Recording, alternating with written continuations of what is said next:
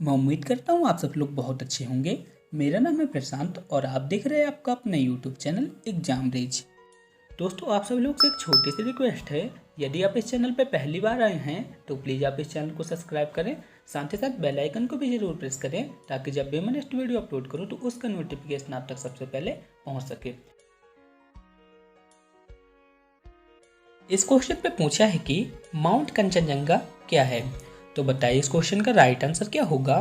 तो इसका right answer रहेगा माउंट कंचनजंगा जो है तो दुनिया का तीसरा सबसे ऊंचा पर्वत है। ऑप्शन नंबर डी इसका राइट आंसर रहेगा। नेक्स्ट क्वेश्चन है, इस क्वेश्चन पे पूछा गया है कि गूगल की मातृ कंपनी का नाम क्या है। तो बताइए इस क्वेश्चन का राइट आंसर क्या होगा। बहुत इंपॉर्टेंट क्वेश्चन है और मुझे पूरी उम्मीद है आप सब लोग इस क्वेश्चन के आंसर को सही देंगे। तो इसका राइट आंसर रहेगा गूगल की मातृ कंपनी का नाम है alphabet inc. Option number B इसका राइट आंसर रहेगा। नेक्स्ट क्वेश्चन है, इस क्वेश्चन पे पूछा है कि 7 भुजाओं वाली एक बहुलक के आंतरिक कोणों का योग डिग्री में कितना होगा। आपको बताना है कि 7 भुजाओं वाली एक बहुलक है, उसके आंतरिक कोणों का योग कितना होगा। बहुत इंपॉर्टेंट क्वेश्चन है और इसको कैसे सॉल्व करेंगे। तो दोस्तों इस क्वेश्चन को सॉल्व करने के लिए एक फार्मूला होता है। फार्मूला आप सभी लोग नोट कर लीजिएगा। फार्मूला रहेगा 2n-4 इंटू 90 डिग्री। यहाँ पे क्या बोला है 7 भुजाओं वाले, तो यहाँ पे क्या करना है n की जगह यहाँ पे सिर्फ 7 को पुट कर देना है। तो यहाँ पे कितना आ जाएगा 2 इंटू 7 माइनस 4 इंटू 90 आ जाएगा यहाँ पे। तो यहाँ पे कितना आ जाएगा, यहाँ पे 14 आ जाएगा, 14 माइनस 4 इंटू 90 अंश। तो यहाँ पे कितना आ जाएगा 10 इंटू 90 बराबर 900 अंश। कौन से ऑप्शन पे दिया है, ऑप्शन नंबर डी इसका राइट आंसर रहेगा। नेक्स्ट क्वेश्चन है, इस क्वेश्चन पे आपको सॉल्व करना है कि 72 इंटू 90 मीटर आकार वाले एक फर्श पर टाइल्स से बिछाना है। टाइल्स के प्रत्येक किनारे का अधिकतम आकार क्या होना चाहिए यदि केवल वर्गाकार टाइल्स का प्रयोग किया जाए। तो यहाँ पे एक फर्श में बना देता हूँ जिसकी लंबाई कितनी है, जिसकी लंबाई है 90 मीटर और चौड़ाई कितनी है 72 मीटर है। ये एक फर्श है, इस फर्श में हमें किनारे की तरफ टाइल्स को बिछाना है और यहाँ पे क्या बोला है जो टाइल्स रहेंगी केवल वर्गाकार टाइल्स को यूज हमें करना है। तो इस क्वेश्चन को कैसे सॉल्व करेंगे आप सभी लोग बताएं। बहुत ही इजी क्वेश्चन है और जब भी इस टाइप का क्वेश्चन आता है तो आपको क्या करना है, यहाँ पे क्या बोला है 72 और यहाँ पे 90 बोला है और यहाँ पे क्या बोला है टाइल्स के प्रत्येक किनारे का अधिकतम आकार क्या होना चाहिए। जब भी इस टाइप का क्वेश्चन आता है तो आपको क्या करना है, ये जो लंबाई और चौड़ाई यहाँ पे लिखी हुई है इनका आपको HCF ले लेना है, यानी कि महत्तम समवर्तक ले लेना है। तो 72 और 90 का HCF कितना आ जाएगा, 72 और 90 का HCF आ जाएगा 18। ठीक है, यही जो 18 मीटर रहेगा यही टाइल्स के प्रत्येक किनारे का अधिकतम आकार रहेगा। ठीक है, तो ऑप्शन नंबर बी इसका राइट आंसर रहेगा। चलिए नेक्स्ट क्वेश्चन की ओर चलते हैं। नेक्स्ट क्वेश्चन है, इस क्वेश्चन पे पूछा गया है कि श्रृंखला में लुप्त पद ज्ञात करना है। यहाँ पे एक श्रृंखला दी गई है, इस क्वेश्चन पे हमें श्रृंखला को बताना है कि यहाँ पे किस पद का यूज होगा। तो चलिए इसे सॉल्व करते हैं। जैसे यहाँ पे क्या बोला है 1 2 6 12 36 और यहाँ पे कितना है 72 है। तो इसके अगला वाला पद क्या होगा। तो चलिए इसे सॉल्व करते हैं। तो यदि हम 1 में 2 का गुणा कराते हैं तो कितना आ जाता है 2 आ जाता है। इसी तरह से हम 2 में यदि 3 का गुणा करा देंगे तो कितना आ जाएगा 6 आ जाएगा। सेम सिचुएशन पे यहाँ पे क्या बोला है 6 में 2 का गुणा करा देंगे तो कितना आ जाएगा 12 आ जाएगा। इसी तरह से यदि 12 में 3 का गुणा करा देते तो कितना आ जाता है 36 आ जाता है। ठीक है, आप सब लोग समझ रहे होंगे। इसी तरह से यदि 36 में 2 का गुणा करा देते हैं तो कितना आ जाएगा 72 आ जाएगा। तो अब हम यहाँ पे क्या करेंगे 72 में 3 का गुणा करा देंगे। तो हम 72 में 3 का गुणा करा देंगे तो यहाँ पे कितना आ जाएगा 216। यानी कि सीरीज क्या चल रही है, आगे 2 का गुणा कराना है, इसके बाद 3 का गुणा कराना है। आई होप आप सभी लोग इसे अच्छी तरह समझ गए होंगे। तो कौन सा ऑप्शन सही रहेगा, ऑप्शन नंबर ए इसका राइट आंसर रहेगा। नेक्स्ट क्वेश्चन है, the purple frontier, the earth dragon और द आउटर फोर्ट्रेसेस ये सभी संदर्भित करते हैं। तो बताइए इस क्वेश्चन का राइट आंसर क्या होगा। थोड़ा सा टफ क्वेश्चन है लेकिन इंपॉर्टेंट है। तो इसका राइट आंसर रहेगा the purple frontier, the earth dragon और द आउटर फोर्टेसेस, ये सभी संदर्भित करता है चीन की महान दीवार को। ऑप्शन नंबर डी इसका राइट आंसर रहेगा। आप सभी लोगों को बताना है कि चीन की महान दीवार का निर्माण किसने कराया था। हालांकि मैंने इस क्वेश्चन के आंसर को आपके साथ कई बार डिस्कस किया है, लेकिन इसका आंसर मुझे कमेंट बॉक्स में चाहिए। सो प्लीज़ आप सभी लोग इसके आंसर को कमेंट बॉक्स में कमेंट कीजिएगा। चलिए नेक्स्ट क्वेश्चन की ओर चलते हैं। नेक्स्ट क्वेश्चन है, इस क्वेश्चन पे पूछा है कि जीएसएम का अर्थ क्या होता है। आपको जीएसएम का फुल फॉर्म यहाँ पे बताना है। तो बताइए इस क्वेश्चन का राइट आंसर क्या होगा। तो जीएसएम का फुल फॉर्म होता है global system for mobile communication. Option number B इसका राइट आंसर रहेगा। नेक्स्ट क्वेश्चन है, इस क्वेश्चन पे पूछा गया है कि लेक्विड सागर को किस दूसरे नाम से भी जाना जाता है। तो इसका राइट आंसर रहेगा लेक्विड सागर को लक्षद्वीप नाम से भी जाना जाता है। तो ऑप्शन नंबर डी इसका राइट आंसर रहेगा। आप सब लोग इसे नोट कर लीजिएगा, बहुत ही इंपॉर्टेंट है। चलिए नेक्स्ट क्वेश्चन की ओर चलते हैं। करंट अफेयर का बहुत ही इंपॉर्टेंट क्वेश्चन है। यहाँ पे पूछा है कि आदिलाबाद डोकरा तथा वारंगल की दरियों को भारत के किस राज्य के लिए जीआई टैग मिला है। तो बताइए इस क्वेश्चन का राइट आंसर क्या होगा। तो इसका राइट आंसर रहेगा तेलंगाना राज्य के लिए जीआई टैग मिला है। ऑप्शन नंबर डी इसका राइट आंसर रहेगा। आप सभी लोग बताएंगे कि तेलंगाना राज्य के वर्तमान में सीएम कौन है और वहाँ के गवर्नर कौन है। इसका आंसर आप हमें कमेंट बॉक्स में लिख के बताएंगे। चलिए नेक्स्ट क्वेश्चन की ओर चलते हैं। दोस्तों यहाँ पे रीजनिंग का क्वेश्चन आया है, तो आपको बताना है यहाँ पे क्या बोला है। जेड बराबर है यहाँ पे 26 है और यहाँ पे टी आई की वैल्यू यहाँ पे कितनी बताई गई है। टी आई की वैल्यू यहाँ पे बताई गई है 29। तो हमें बताना है कि डी ओ बराबर क्या होगा।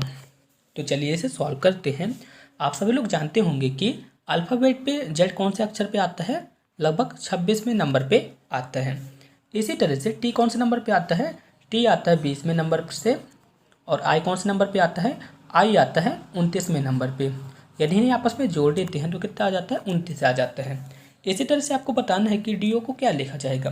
तो डी अल्फ़ाबेट में कौन से नंबर पे आता है, डी अल्फ़ाबेट में आता है 4थे नंबर पे। और ओ कौन से नंबर पे आता है, ओ आता है 15वें नंबर पे। यदि इन्हें आप आपस में जोड़ देते हैं तो यहाँ पे कितना आ जाएगा, 19 आ जाएगा। ठीक है, तो ऑप्शन नंबर बी इसका राइट आंसर रहेगा।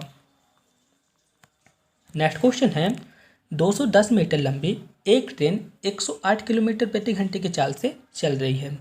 इसे 150 मीटर प्लेटफॉर्म को पार करने में इस ट्रेन को कितना समय लगेगा, हमें इसे ज्ञात करना है। तो चलिए इस क्वेश्चन को सॉल्व करते हैं। तो मैंने आपको बताया था जब भी इस टाइप का क्वेश्चन आता है तो हम क्या करते हैं, प्लेटफॉर्म की लंबाई व ट्रेन की लंबाई को आपस में जोड़ देते हैं। हमें यहाँ पे क्या ज्ञात करना है, समय ज्ञात करना है। तो समय बराबर क्या होता है, दूरी बटे चाल। आप सभी लोग सोच रहे होंगे यहाँ पे दूरी तो बताई नहीं गई है, तो दूरी यहाँ पे क्या रहेगी, यहाँ पे 210 यानी कि ट्रेन की लंबाई व प्लेटफॉर्म की लंबाई कितनी है, 150। यही अपनी दूरी का काम करेगी। और चाल यहाँ पे कितनी है, चाल है 108। तो हमने यहाँ पे 108 लिख दिया। तो यहाँ पे हम क्या लिखेंगे, समय बराबर क्या लिखेंगे, समय यानी कि टी। तो टी बराबर क्या लिखेंगे, 210 और 150 को जोड़ देते हैं तो यहाँ पे कितना आ जाता है, 360 आ जाता है। और चाल कितने हैं, 108। आप सभी लोग यहाँ पे देख रहे हैं कि आंसर यहाँ पे क्या कितने किस में है, सेकंड में है। और यहाँ पे किस में है, यहाँ पे घंटा लिखा हुआ है। तो हम क्या करते हैं, इसे सेकंड में परिवर्तित करते हैं। तो उसके लिए हम क्या करेंगे, 18/5 का गुणा करा देंगे। तो बस यहाँ पे क्या करना है, 18/5 का गुणा करा देना है, क्योंकि हमें किस में परिवर्तित करना है, मीटर प्रति सेकंड में परिवर्तित करना है। तो अब इसे सॉल्व करते हैं। तो यहाँ पे कितना आ जाएगा, आप सभी लोग इसे सॉल्व करिए। तो हम यहाँ पे लिखेंगे 5 एकम 5, यहाँ पे कितना आ जाएगा, 5 सत्ते 35 आ जाएगा। और यहाँ पे कितना आ जाएगा, 5 दूनी 10 आ जाएगा। अब हम यहाँ पे क्या लिखेंगे, 36 दूनी 72 और 36 तियाँ 108। तो यहाँ पे कितना आ जाएगा, 3 एकम 3, 3 छंग 18। तो 6 और 2 का आपस में गुणा करा देंगे तो यहाँ पे कितना आ जाएगा, 12 सेकंड। तो ऑप्शन नंबर डी इसका राइट आंसर रहेगा। ठीक है, आई होप आप सभी लोग इस क्वेश्चन को अच्छी तरह समझ गए होंगे। नेक्स्ट क्वेश्चन है, इस क्वेश्चन पे पूछा गया है कि यदि 68.04 क्विंटल चावल को 3780 लोगों के बीच वितरित करना हो तो प्रत्येक व्यक्ति को कितना चावल मिलेगा। बहुत ही इजी क्वेश्चन है, चलिए इसे सॉल्व करते हैं। सबसे पहले आप सभी लोग बताएं 1 क्विंटल बराबर कितना होता है। तो आप सभी लोग का जवाब रहेगा कि 1 क्विंटल बराबर होता है 100 किलोग्राम। तो आप सभी लोग बताएं 68.04 क्विंटल किलोग्राम में कितना होगा।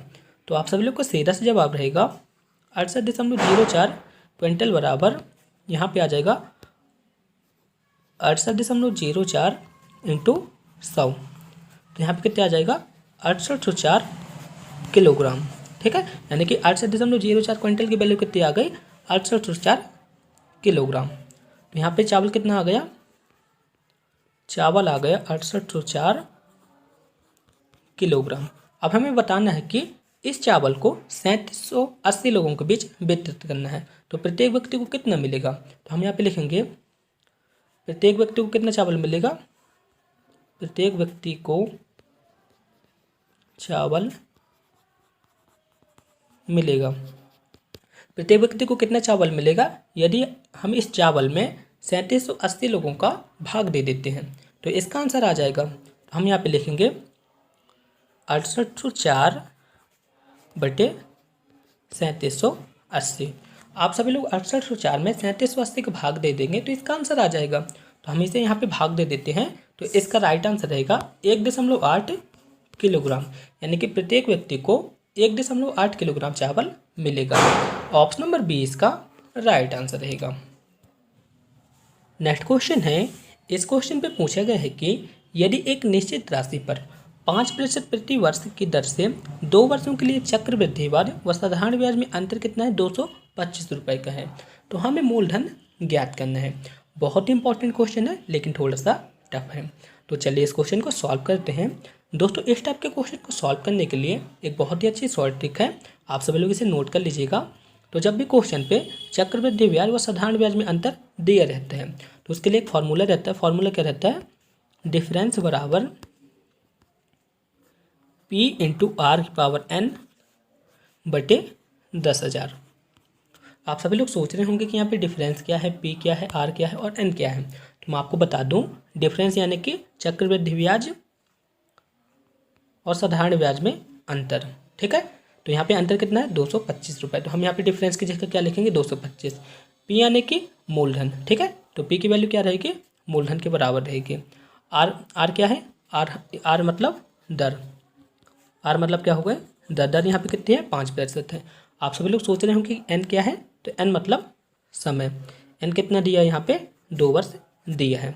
तो बस इस फॉर्मूले पे मान रख दीजिए, आंसर आ जाएगा। तो हम यहाँ पे लिखेंगे 225 बराबर P इंटू दर कितनी थी 5 थी और समय कितना था 2 था। तो हमने दर की पावर के ऊपर 2 को लिख दिया। तो यहाँ पे कितना आ जाएगा 10,000 आ जाएगा। अब हम यहाँ पे लिखेंगे 225 P 5 का स्क्वायर कितना हो गया 25 आ गया और यहाँ पे 10,000 तो था ही। तो हम लिखेंगे 25 से कम 25, 25 को 100 और यहाँ पे कितना आ जाएगा 400 आ जाएगा। बस आप यहाँ पे क्या करिए 400 और 225 का गुणा करा दीजिए।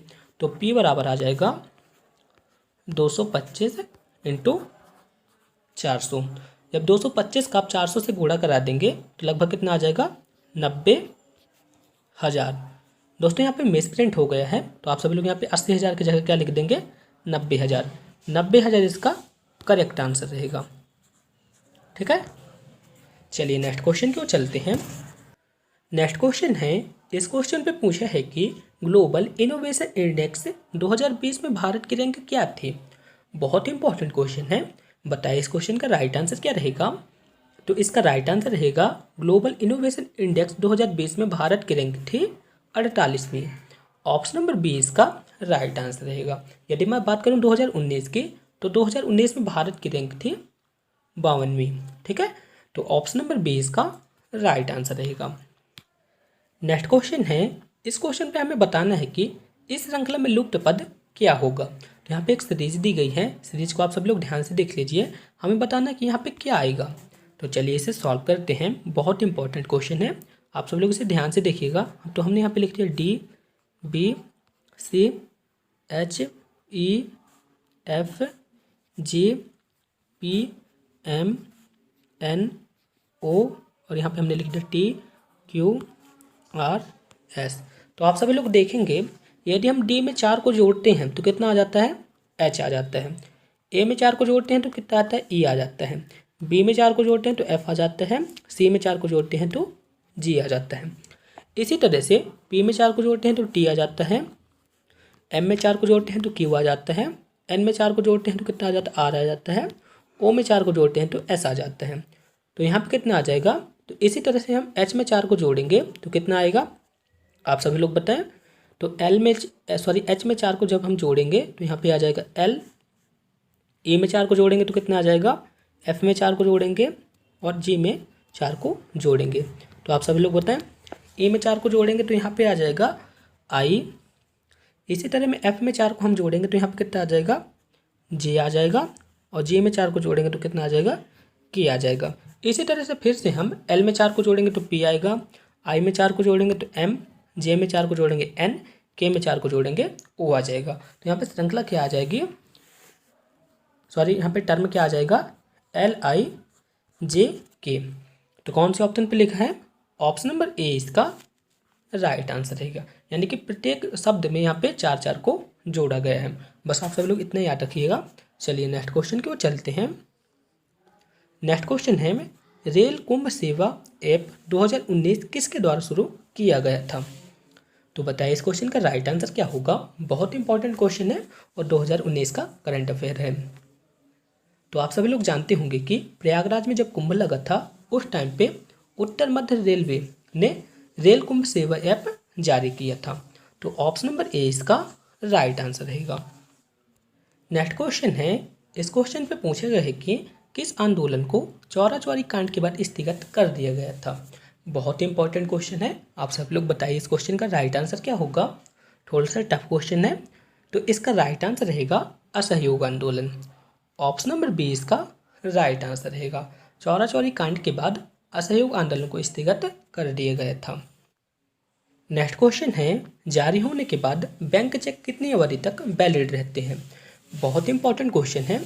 तो मैं आपको बता दूं, न्यू बैंक पॉलिसी के अनुसार चेक जो होते हैं जारी होने की तिथि से 3 मंथ तक वैलिड रहते हैं, यानी कि 90 दिन तक वैलिड रहते हैं। इसके पहले कब तक रहते थे, 6 मंथ तक रहते हैं, लेकिन न्यू बैंक पॉलिसी के अनुसार 3 मंथ तक रहते हैं। ऑप्शन नंबर बी इसका राइट आंसर रहेगा। नेक्स्ट क्वेश्चन है, इस क्वेश्चन में पूछा गया है कि अधिकतर ब्राउजर में विंडोज कीबोर्ड की कौन सी कुंजी फुल स्क्रीन मोड पर सेट कर देती है। तो बताइए इस क्वेश्चन का राइट आंसर क्या होगा। तो इसके आंसर को आप सभी लोग स्वयं बताएंगे। आपने लैपटॉप या फिर कंप्यूटर को चलाया होगा, यदि आप उसकी F11 वाली बटन को दबा देते हैं तो उसके फुल स्क्रीन हो जाती है। तो ऑप्शन नंबर बी इसका राइट आंसर रहेगा। नेक्स्ट क्वेश्चन है, मनुष्य के नाखून किसके बने होते हैं। बहुत ही इजी क्वेश्चन है, बताइए इस क्वेश्चन का राइट आंसर क्या होगा। तो इसका राइट आंसर रहेगा, मनुष्य के जो नाखून होते हैं किसके बने होते हैं, कैरोटिन के बने होते हैं। ऑप्शन नंबर ए इसका राइट आंसर रहेगा। नेक्स्ट क्वेश्चन है, इस क्वेश्चन पे पूछा है कि निम्न में से कौन सा एक अंतरिक्ष आवर्धन प्रणाली पर आधारित है। तो इसका राइट आंसर क्या होगा, आप सभी लोग बताएं। तो इसका राइट आंसर रहेगा गगनयान। गगनयान जो है तो एक अंतरिक्ष आवर्धन प्रणाली पर आधारित है। ऑप्शन नंबर ए इसका राइट आंसर रहेगा। नेक्स्ट क्वेश्चन है, भारत व पाकिस्तान के बीच 1972 में शिमला समझौता कहाँ पर हस्ताक्षर हुआ था। तो बताइए इस क्वेश्चन का राइट आंसर क्या होगा। आप सब लोग जानते होंगे कि शिमला समझौता कब हुआ था, 1972 में। किन किन देशों के मध्य हुआ था, भारत व पाकिस्तान के बीच हुआ था। तो आपको बताना है कि शिमला समझौता पर ये जो हस्ताक्षर हुए थे कहाँ पर किया गया था। बहुत इंपॉर्टेंट क्वेश्चन है और थोड़ा सा टफ है। तो इसका राइट आंसर रहेगा बोर्नसे कोर्ट। ऑप्शन नंबर ए इसका राइट आंसर रहेगा। बोर्नसे कोर्ट में शिमला समझौता पर हस्ताक्षर हुआ था। ऑप्शन नंबर ए इसका राइट आंसर रहेगा। नेक्स्ट क्वेश्चन है, इस क्वेश्चन पे पूछा है कि अमेजिंग अयोध्या नामक पुस्तक किसने लिखी थी। तो बताइए इस क्वेश्चन का राइट आंसर क्या होगा। तो इसका राइट आंसर रहेगा, अमेजिंग अयोध्या नामक पुस्तक किसने लिखी थी, नीना राय ने लिखी थी। ऑप्शन नंबर ए इसका राइट आंसर रहेगा। नेक्स्ट क्वेश्चन है, इस क्वेश्चन पे पूछा है कि कैटन टावर किस देश में स्थित है। बहुत ही इजी क्वेश्चन है और आप सब लोग जानते होंगे कि कैटन टावर कहाँ स्थित है, चीन में स्थित है। ऑप्शन नंबर बी इसका राइट आंसर रहेगा। नेक्स्ट क्वेश्चन है, एशियाई खेल 2014 में स्वर्ण पदक जीतने वाले पहली भारतीय महिला मुक्केबाज कौन थे। तो बताइए इस क्वेश्चन का राइट आंसर क्या होगा। बहुत इंपॉर्टेंट क्वेश्चन है। और इसका राइट आंसर रहेगा एशियाई खेल 2014 में स्वर्ण पदक जीतने वाली भारतीय महिला मुक्केबाज थी मैरी कॉम। तो ऑप्शन नंबर ए इसका राइट आंसर रहेगा। इनके ऊपर एक मूवी भी बनी थी जिन्हें आप सब लोगों ने देखा ही होगा। चलिए नेक्स्ट क्वेश्चन की ओर चलते हैं। नेक्स्ट क्वेश्चन है कोरोना वायरस के टेस्ट का नाम क्या है। तो बताइए इस क्वेश्चन का राइट आंसर क्या होगा। बहुत इंपॉर्टेंट क्वेश्चन है। आप सभी लोग जानते होंगे कि जब कोरोना का वायरस का टेस्ट होता है तो उस टेस्ट को क्या कहा जाता है, RT-PCR। RT-PCR टेस्ट जो है तो कोरोना वायरस टेस्ट है। ऑप्शन नंबर बी इसका राइट आंसर रहेगा। आप सभी लोग सोच रहे होंगे कि RT-PCR का फुल फॉर्म क्या होगा। बहुत इंपॉर्टेंट है, आप सभी लोग इसे नोट कर लीजिएगा। तो RT-PCR का फुल फॉर्म होता है, आर मतलब क्या हो गया, रिवर्स, टी मतलब ट्रांसक्रिप्शन, पी मतलब पॉलीमर, सी मतलब चैन और आर मतलब क्या हो गया, रिएक्शन। आई रिपीट, RT-PCR का फुल फॉर्म क्या होता है। तो एक बार मैं फिर से आपको बता देता हूँ। RT-PCR फुल फॉर्म होता है, आर मतलब होगा रिवर्स, टी मतलब ट्रांसक्रिप्शन, पी मतलब पॉलीमर, सी मतलब क्या होगा चैन और आर मतलब क्या होगा रिएक्शन। ठीक है, तो आप सब लोग इसे नोट कर लीजिएगा, बहुत ही इंपॉर्टेंट है। नेक्स्ट क्वेश्चन है कोरोना वायरस का नाम किस भाषा से लिया गया है। तो बहुत ही इजी है। तो बताइए इस क्वेश्चन का राइट आंसर क्या होगा। तो आपको मैं बता दूं, कोरोना वायरस जो नाम है किस भाषा से लिया गया है, लैटिन भाषा से लिया गया है। ऑप्शन नंबर ए इसका राइट आंसर रहेगा। नेक्स्ट क्वेश्चन है तेलुगु भाषा दिवस कब मनाया जाता है। तो इसका राइट आंसर रहेगा तेलुगु भाषा दिवस जो है तो 29 अगस्त को मनाया जाता है। ऑप्शन नंबर बी इसका राइट आंसर रहेगा। दोस्तों आप सब लोग से एक छोटा सा क्वेश्चन है, आप सब लोग बताएंगे कि विश्व ओजोन दिवस कब मनाया जाता है। इसका आंसर आप हमें कमेंट बॉक्स में लिख के बताएंगे। चलिए नेक्स्ट क्वेश्चन की ओर चलते हैं। नेक्स्ट क्वेश्चन है, इस क्वेश्चन पे पूछा है कि ब्रिक्स गेम 2021 में मेजबानी कौन सा देश करेगा। तो इसका राइट आंसर रहेगा ब्राज़ील देश करेगा। आप सभी लोग सोच रहे होंगे कि ब्रिक्स का फुल फॉर्म क्या होता है, तो आप सभी लोग बताएं। तो बी मतलब क्या होगा ब्राज़ील, आर मतलब रसिया, आई मतलब इंडिया, सी मतलब चाइना और एस मतलब क्या हो गया साउथ अफ्रीका यानी कि दक्षिण अफ्रीका। ठीक है, आई होप आप सभी लोग इसे समझ गए होंगे। चलिए नेक्स्ट क्वेश्चन को चलते हैं। नेक्स्ट क्वेश्चन है सबसे छोटा कोशिकांग कौन सा है। आपको बताना है कि सबसे छोटा कोशिकांग क्या है इनमें से। तो आप सभी लोग जानते होंगे कि राइबोसोम जो है तो सबसे छोटा कोशिकांग है। ऑप्शन नंबर सी इसका राइट आंसर रहेगा। Mobile operating software Android OS 2007 में किस कंपनी ने विकसित किया था। तो बताइए इस क्वेश्चन का राइट आंसर क्या होगा। दोस्तों आप सभी लोग के फ़ोन में भी एंड्रॉयड OS सॉफ्टवेयर होगा जिसकी मदद से आप सभी लोग के फ़ोन जो रहते हैं ऑपरेट होते हैं। तो यहाँ पे क्वेश्चन बन रहा है, एंड्रॉयड OS एक सॉफ्टवेयर है, इसे 2007 में किसने निर्माण किया था। तो बताइए इस क्वेश्चन का राइट आंसर क्या होगा। तो इसका राइट आंसर रहेगा एंड्रॉयड OS सॉफ्टवेयर का निर्माण किया था गूगल कॉर्पोरेशन ने। ऑप्शन नंबर बी इसका राइट आंसर रहेगा। इंपॉर्टेंट क्वेश्चन है। चलिए नेक्स्ट क्वेश्चन को चलते हैं। नेक्स्ट क्वेश्चन है, इस क्वेश्चन पे पूछा है कि टेस्ट क्रिकेट में सबसे तेज शतक बनाने का रिकॉर्ड किसके नाम पर है। तो बताइए इस क्वेश्चन का राइट आंसर क्या होगा। आप सभी लोग तो क्रिकेट देखते ही होंगे, सो आई होप आप सभी लोग इस क्वेश्चन के आंसर को सही देंगे। तो इसका राइट आंसर रहेगा टेस्ट क्रिकेट में सबसे तेज शतक बनाने का रिकॉर्ड है ब्रेंडन मैकुलन के नाम। ठीक है, तो ऑप्शन नंबर बी इसका राइट आंसर रहेगा। इन्होंने 54 गेंदों पे शतक को बनाया था और ये कहाँ के खिलाड़ी हैं, न्यूजीलैंड के खिलाड़ी हैं। आई होप आप सभी लोग इस क्वेश्चन को अच्छी तरह समझ गए होंगे। दोस्तों आप सभी लोग से एक छोटा सा क्वेश्चन है, आप सभी लोग बताएंगे कि टेस्ट क्रिकेट में 13 शतक लगाने वाले एकमात्र भारतीय कौन थे। इसका आंसर आप हमें कमेंट बॉक्स में लिख के बताएंगे। चलिए नेक्स्ट क्वेश्चन को चलते हैं। नेक्स्ट क्वेश्चन है, इस क्वेश्चन पे आपको बताना है कि गीट सेठी किस खेल से संबंधित है। तो बताइए इस क्वेश्चन का राइट आंसर क्या होगा। तो इसका राइट आंसर रहेगा गीट सेठी जो है तो बिलियर्ड्स खेल से संबंधित है।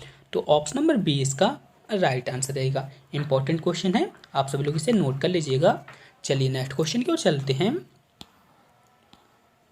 नेक्स्ट क्वेश्चन है, MICR अक्षरों के प्रकाशन के लिए प्रयुक्त होने वाली स्याही में क्या होता है। बताइए इस क्वेश्चन का राइट आंसर क्या होगा। इंपॉर्टेंट क्वेश्चन है और इसका राइट आंसर रहेगा MICR अक्षरों के प्रकाशन के लिए आयरन ऑक्साइड प्रयुक्त होता है। तो ऑप्शन नंबर बी इसका राइट आंसर रहेगा।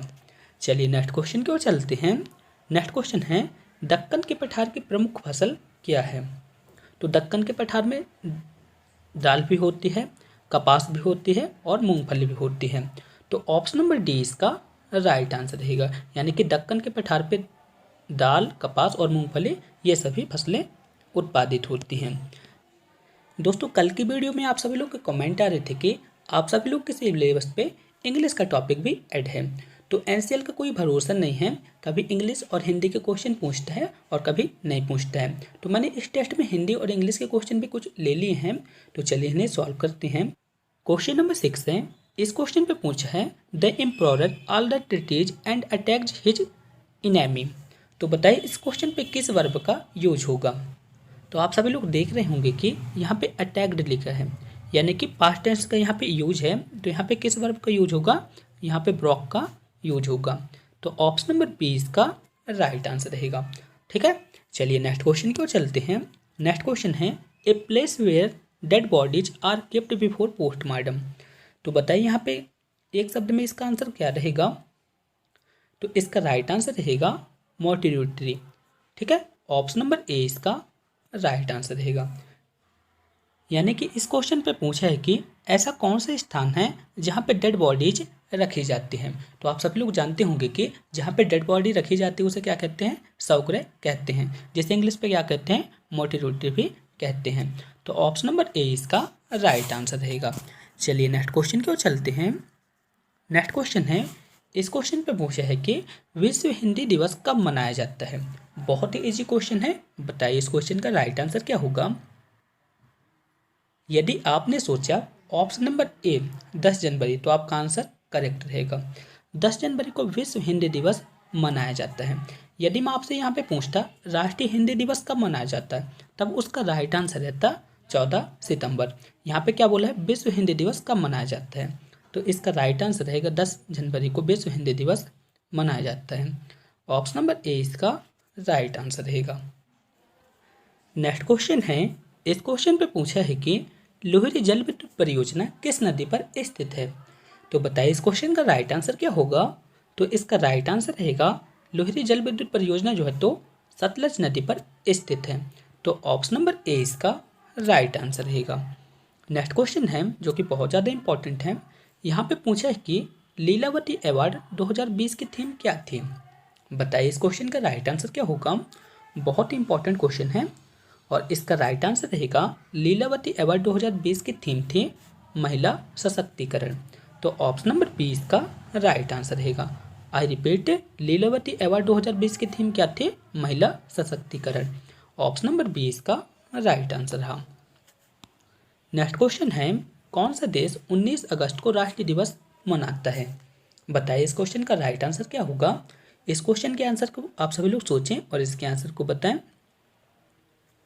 तो इसका राइट आंसर रहेगा अफगानिस्तान। ठीक है, 19 अगस्त को अफगानिस्तान जो है तो राष्ट्रीय दिवस मनाता है। ऑप्शन नंबर सी इसका राइट आंसर रहेगा। नेक्स्ट क्वेश्चन है, कुइपर बेल्ट या कुइपर घेरा क्या है।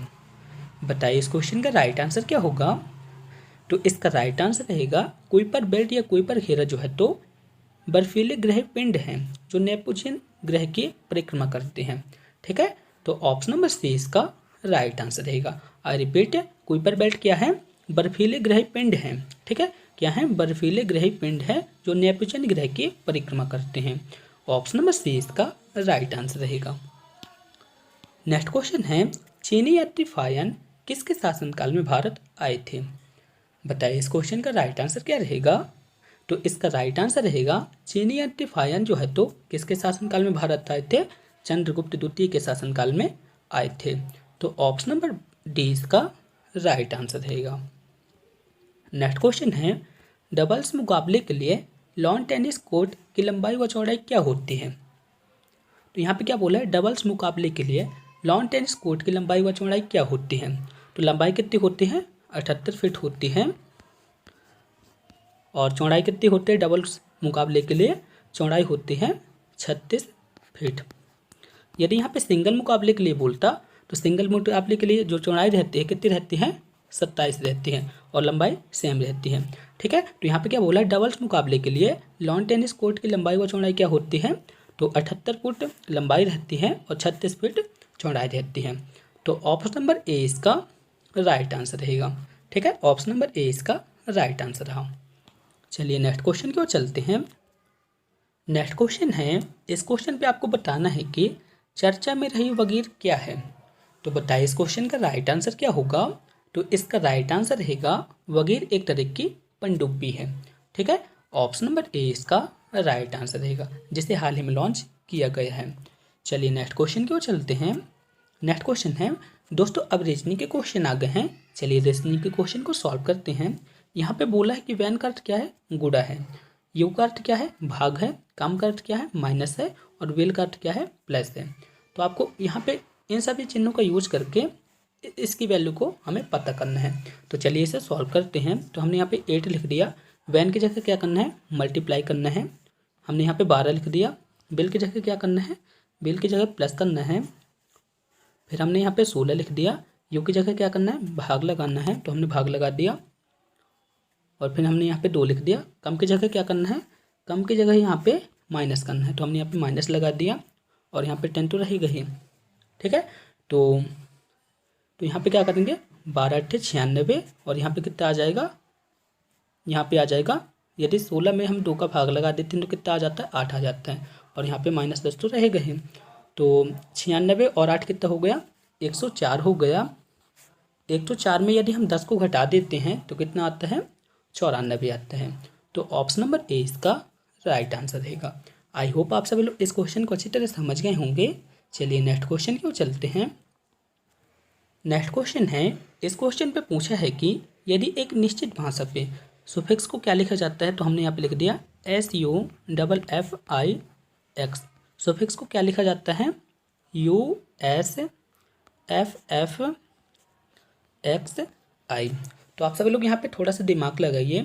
तो यहाँ पे क्या हो रहा है, तो आप सभी लोग देखेंगे जो यहाँ पे पहला शब्द है, ठीक है, पहला शब्द यहाँ पे ए है और दूसरा यहाँ पे ए है। तो यहाँ पे थोड़ा सा क्या चेंजेस दिखाई दे रहा है, यू को सबसे पहले यहाँ पे लिख दिया, एस को यहाँ पे लिख दिया, इसी तरह को एफ को यहाँ पे लिख दिया, यहाँ पे एफ को लिख दिया, इसी तरह को आई को यहाँ पे लिख दिया और एक्स को यहाँ पे लिख दिया। तो इसी तरह से आपको बताना है कि लंदन को क्या लिखा जाएगा। तो चलिए इसे सॉल्व करते हैं। तो हमने यहाँ पे लिख दिया LONDON। तो यहाँ पे क्या लिखेंगे, ओ को सबसे पहले हम यहाँ पे लिखेंगे O, एल को हम यहाँ पे लिखेंगे L, इसी तरह से हम यहाँ पे लिखेंगे D और यहाँ पे लिखेंगे हम N।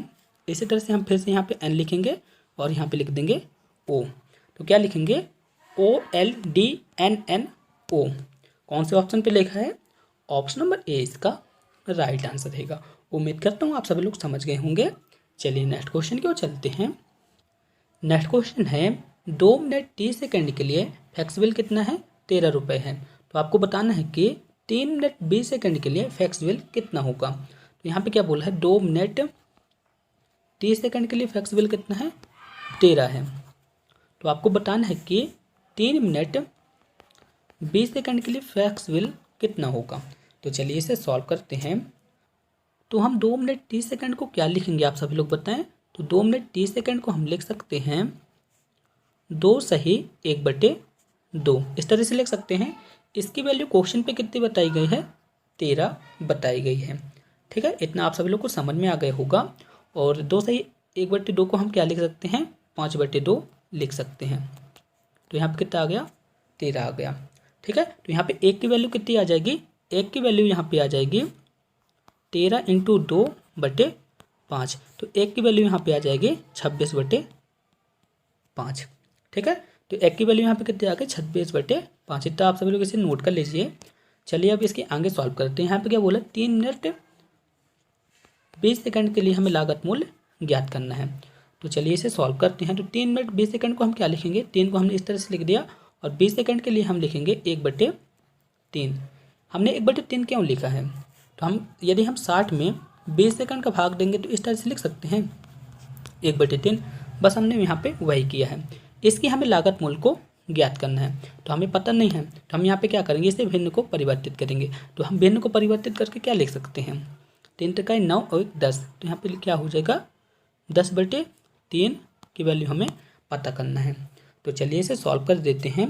तो अभी हमने क्या निकाला था, एक की वैल्यू कितनी थी, एक की वैल्यू थी 26/5 और हमें निकालना है 10/5 की वैल्यू। तो क्या करना है, बस इन्हीं का आपस में गुणा करा दीजिए। तो हम यहाँ पे लिखेंगे एक की वैल्यू कितनी आ जाएगी, यहाँ पे आ जाएगा 26/5 इंटू 10/3। तो आप सभी लोग इसे गुणा करा दीजिए, आंसर आ जाएगा। तो 5 एकम 5, 5 दूनी 10, ठीक है। तो 26 यहाँ पे कितना आ जाएगा, 26 दूनी 52 और यहाँ पे कितना आ जाएगा 3। तो एक की वैल्यू यहाँ पे आ जाएगी 52/3 और 52/3 को हम क्या लिख सकते हैं, 17.3। तो कौन से ऑप्शन पे है, ऑप्शन नंबर सी इसका राइट आंसर रहेगा। नेक्स्ट क्वेश्चन है, इस क्वेश्चन पे बोला है कि यदि दो संख्याओं का गुणनफल कितना है, 4981 है तथा उनका लघुत्तम समवर्तक कितना है, 81 है, तो उनका महत्तम समवर्तक कितना होगा, हमें ज्ञात करना है। हमें क्या ज्ञात करना है, HCF। तो हम यहाँ पे क्या लिखेंगे, दोनों संख्याओं का गुणनफल बटे लघुत्तम समवर्तक कितना है, हम यहाँ पे लिख देंगे, ठीक है। तो फॉर्मूला क्या बनेगा, महत्तम समवर्तक बराबर दोनों संख्याओं का गुणनफल बटे लघुत्तम समवर्तक। तो दोनों संख्याओं के यहाँ पे गुणनफल कितना है, 4981 है और लघुत्तम समवर्तक कितना है, 81 है। तो 4981 में यदि आप 81 का भाग देंगे तो यहाँ पे कितना आ जाएगा, 61 आ जाएगा। आप सब लोग इसे सॉल्व कर लीजिएगा। तो ऑप्शन नंबर बी इसका राइट आंसर रहेगा। चलिए नेक्स्ट क्वेश्चन को चलते हैं। नेक्स्ट क्वेश्चन है, एक वर्ग के विकर्ण की लंबाई कितनी है, 22 सेंटीमीटर है। तो वर्ग की एक भुजा की लंबाई क्या होगी, हमें ज्ञात करना है। तो आप सभी लोग सबसे पहले यह बताइए कि वर्ग का विकर्ण क्या होता है। तो वर्ग का विकर्ण रहता है विकर्ण बराबर भुजा इंटू √2, ठीक है। वर्ग के विकर्ण क्या होता है, वर्ग का विकर्ण होता है भुजा इंटू √2। तो विकर्ण की लंबाई यहाँ पे कितनी दी गई है, विकर्ण की लंबाई यहाँ पे दी गई है 22। दोस्तों यहाँ पे मैंने लिख दिया है वर्ग का विकर्ण, आप सब लोग यहाँ पे समझ जाइएगा, थोड़ी यहाँ पे जगह नहीं है। तो यहाँ पे हमने लिख दिया वर्ग का विकर्ण, वर्ग का विकर्ण कितना है, 22 है। और हमने यहाँ पे लिख दिया भुजा और यहाँ पे हमने लिख दिया √2। तो हम यहाँ पे क्या लिख सकते हैं, हम यहाँ पे लिखेंगे भुजा बराबर 22/√2, ठीक है। तो इसे थोड़ा सा सिंप्लीफाई कर लेते हैं। तो यहाँ पे आ जाएगा √2, यहाँ पे आ जाएगा √2। तो यहाँ पे क्या आ जाएगा 22/√2 और यहाँ पे आ जाएगा 2। तो हम यहाँ से काट देंगे तो यहाँ पे कितना आ जाएगा 11/√2। तो कौन से ऑप्शन पे है, ऑप्शन नंबर ए इसका, सॉरी ऑप्शन नंबर बी इसका राइट आंसर रहेगा। यानी कि वर्ग की एक भुजा की लंबाई कितनी आ जाएगी, 11/√2। ऑप्शन नंबर बी इसका राइट आंसर रहेगा। सेंटीमीटर में आएगी, आप सब लोग यहाँ पे ध्यान रखिएगा। चलिए नेक्स्ट क्वेश्चन की ओर चलते हैं। नेक्स्ट क्वेश्चन है, इस क्वेश्चन पे आपको क्या करना है, यहाँ पे भिन्न दिए गए हैं, इन भिन्नों को आरोही क्रम में व्यवस्थित करना है। तो आरोही क्रम क्या होता है, सबसे पहले आप सभी लोग बताएं, आरोही क्रम क्या होता है, छोटे से बड़ा। क्या होता है, छोटे से बड़ा। जैसे यहाँ पे 1 लिखा है, उससे बड़ा 2, 3, ये जो है तो आरोही क्रम में है, यानी कि छोटे से हमें बड़ा को लिखना है। तो यहाँ पे क्या बोला है, इन सब भिन्नों को हमें आरोही क्रम में लिखना है। तो बताइए इस क्वेश्चन का राइट आंसर क्या होगा। तो इस क्वेश्चन का राइट आंसर रहेगा ऑप्शन नंबर सी, 3/8, 5/12 और 11/24। ये जो है तो आरोही क्रम में व्यवस्थित है। लेकिन यहाँ पे आरोही क्रम में व्यवस्थित दिखे नहीं रहे हैं, तो क्या करेंगे हम, आप सभी लोग जानते होंगे कि किसी के भिन्न में अंश और हर में किसी संख्या को गुणा कर सकते हैं। तो हम यहाँ पे क्या करेंगे, यहाँ पे हम क्या करेंगे, 3 का गुणा कर देंगे, यहाँ पे भी हम 3 का गुणा कर देंगे। इसी तरह से हम 5 में 2 का गुणा कर देंगे और यहाँ पे 2 का गुणा कर देंगे। तो यहाँ पे कितना आ जाएगा 9/24, यहाँ पे आ जाएगा 10/24 और यहाँ पे कितना आ जाएगा 11/24। अब आप सभी लोग देख रहे होंगे कि यहाँ पे क्या है, छोटे से बड़ी संख्या को लिखी गई है, यानी कि 9, 10, 11 और यहाँ पे हर जो है तो बराबर है। तो ये जो है तो आरोही क्रम में व्यवस्थित है। इसी तरह से आप लोग भी चेक कर लीजिएगा, ऑप्शन नंबर सी इसका राइट आंसर रहेगा। नेक्स्ट क्वेश्चन है, इस क्वेश्चन में बोला है कि एक दुकानदार खराब मापतोल का प्रयोग करके फलों को खरीदने व बेचने के दौरान 23% की बेईमानी करता है, तो उसका लाभ प्रतिशत ज्ञात कीजिए। बहुत ईजी क्वेश्चन है। इसके लिए फार्मूला होता है, आप सब लोग इसे नोट कर लीजिए। यहाँ पे फार्मूला क्या रहेगा, a प्लस बी धन ऋण a इंटू बी बटे 100। आप सभी लोग यहाँ पे सोच रहे होंगे कि ए बी क्या है। जैसे यहाँ पे परसेंटेज यहाँ पे क्या दी है 23%, कभी कभी यहाँ पे 23 की जगह 15, 24 मतलब 2% दे देता है, तब वहाँ पे इस फॉर्मूले का यूज किया जाता है। लेकिन यहाँ पे क्या बोला है, सिर्फ 1% दिया है, तो यहाँ पे हम क्या करेंगे, बी की जगह पे ए को ले सकते हैं। ठीक है, तो आप सब लोग इस फॉर्मूले का यूज कर लीजिए। और यहाँ पे प्लस का यूज कब करते हैं, जब यहाँ पे फायदा होता है। यदि यहाँ पे घाटा होता है तो यहाँ पे क्या करते हैं, माइनस का यूज करते हैं। तो चलिए इसे सॉल्व करते हैं। तो हम यहाँ पे लिखेंगे लाभ प्रतिशत बराबर 23 प्लस 23, यहाँ पे लाभ हो रहा ना, तो हम यहाँ पे लिखेंगे प्लस, और यहाँ पे लिखेंगे 23 इंटू 23 बटे 100। तो दोस्तों आप सब लोग इसे सॉल्व कर लीजिए। सॉल्व करने के बाद आपका आंसर आ जाएगा लगभग 51.29%। ऑप्शन नंबर बी इसका राइट आंसर रहेगा।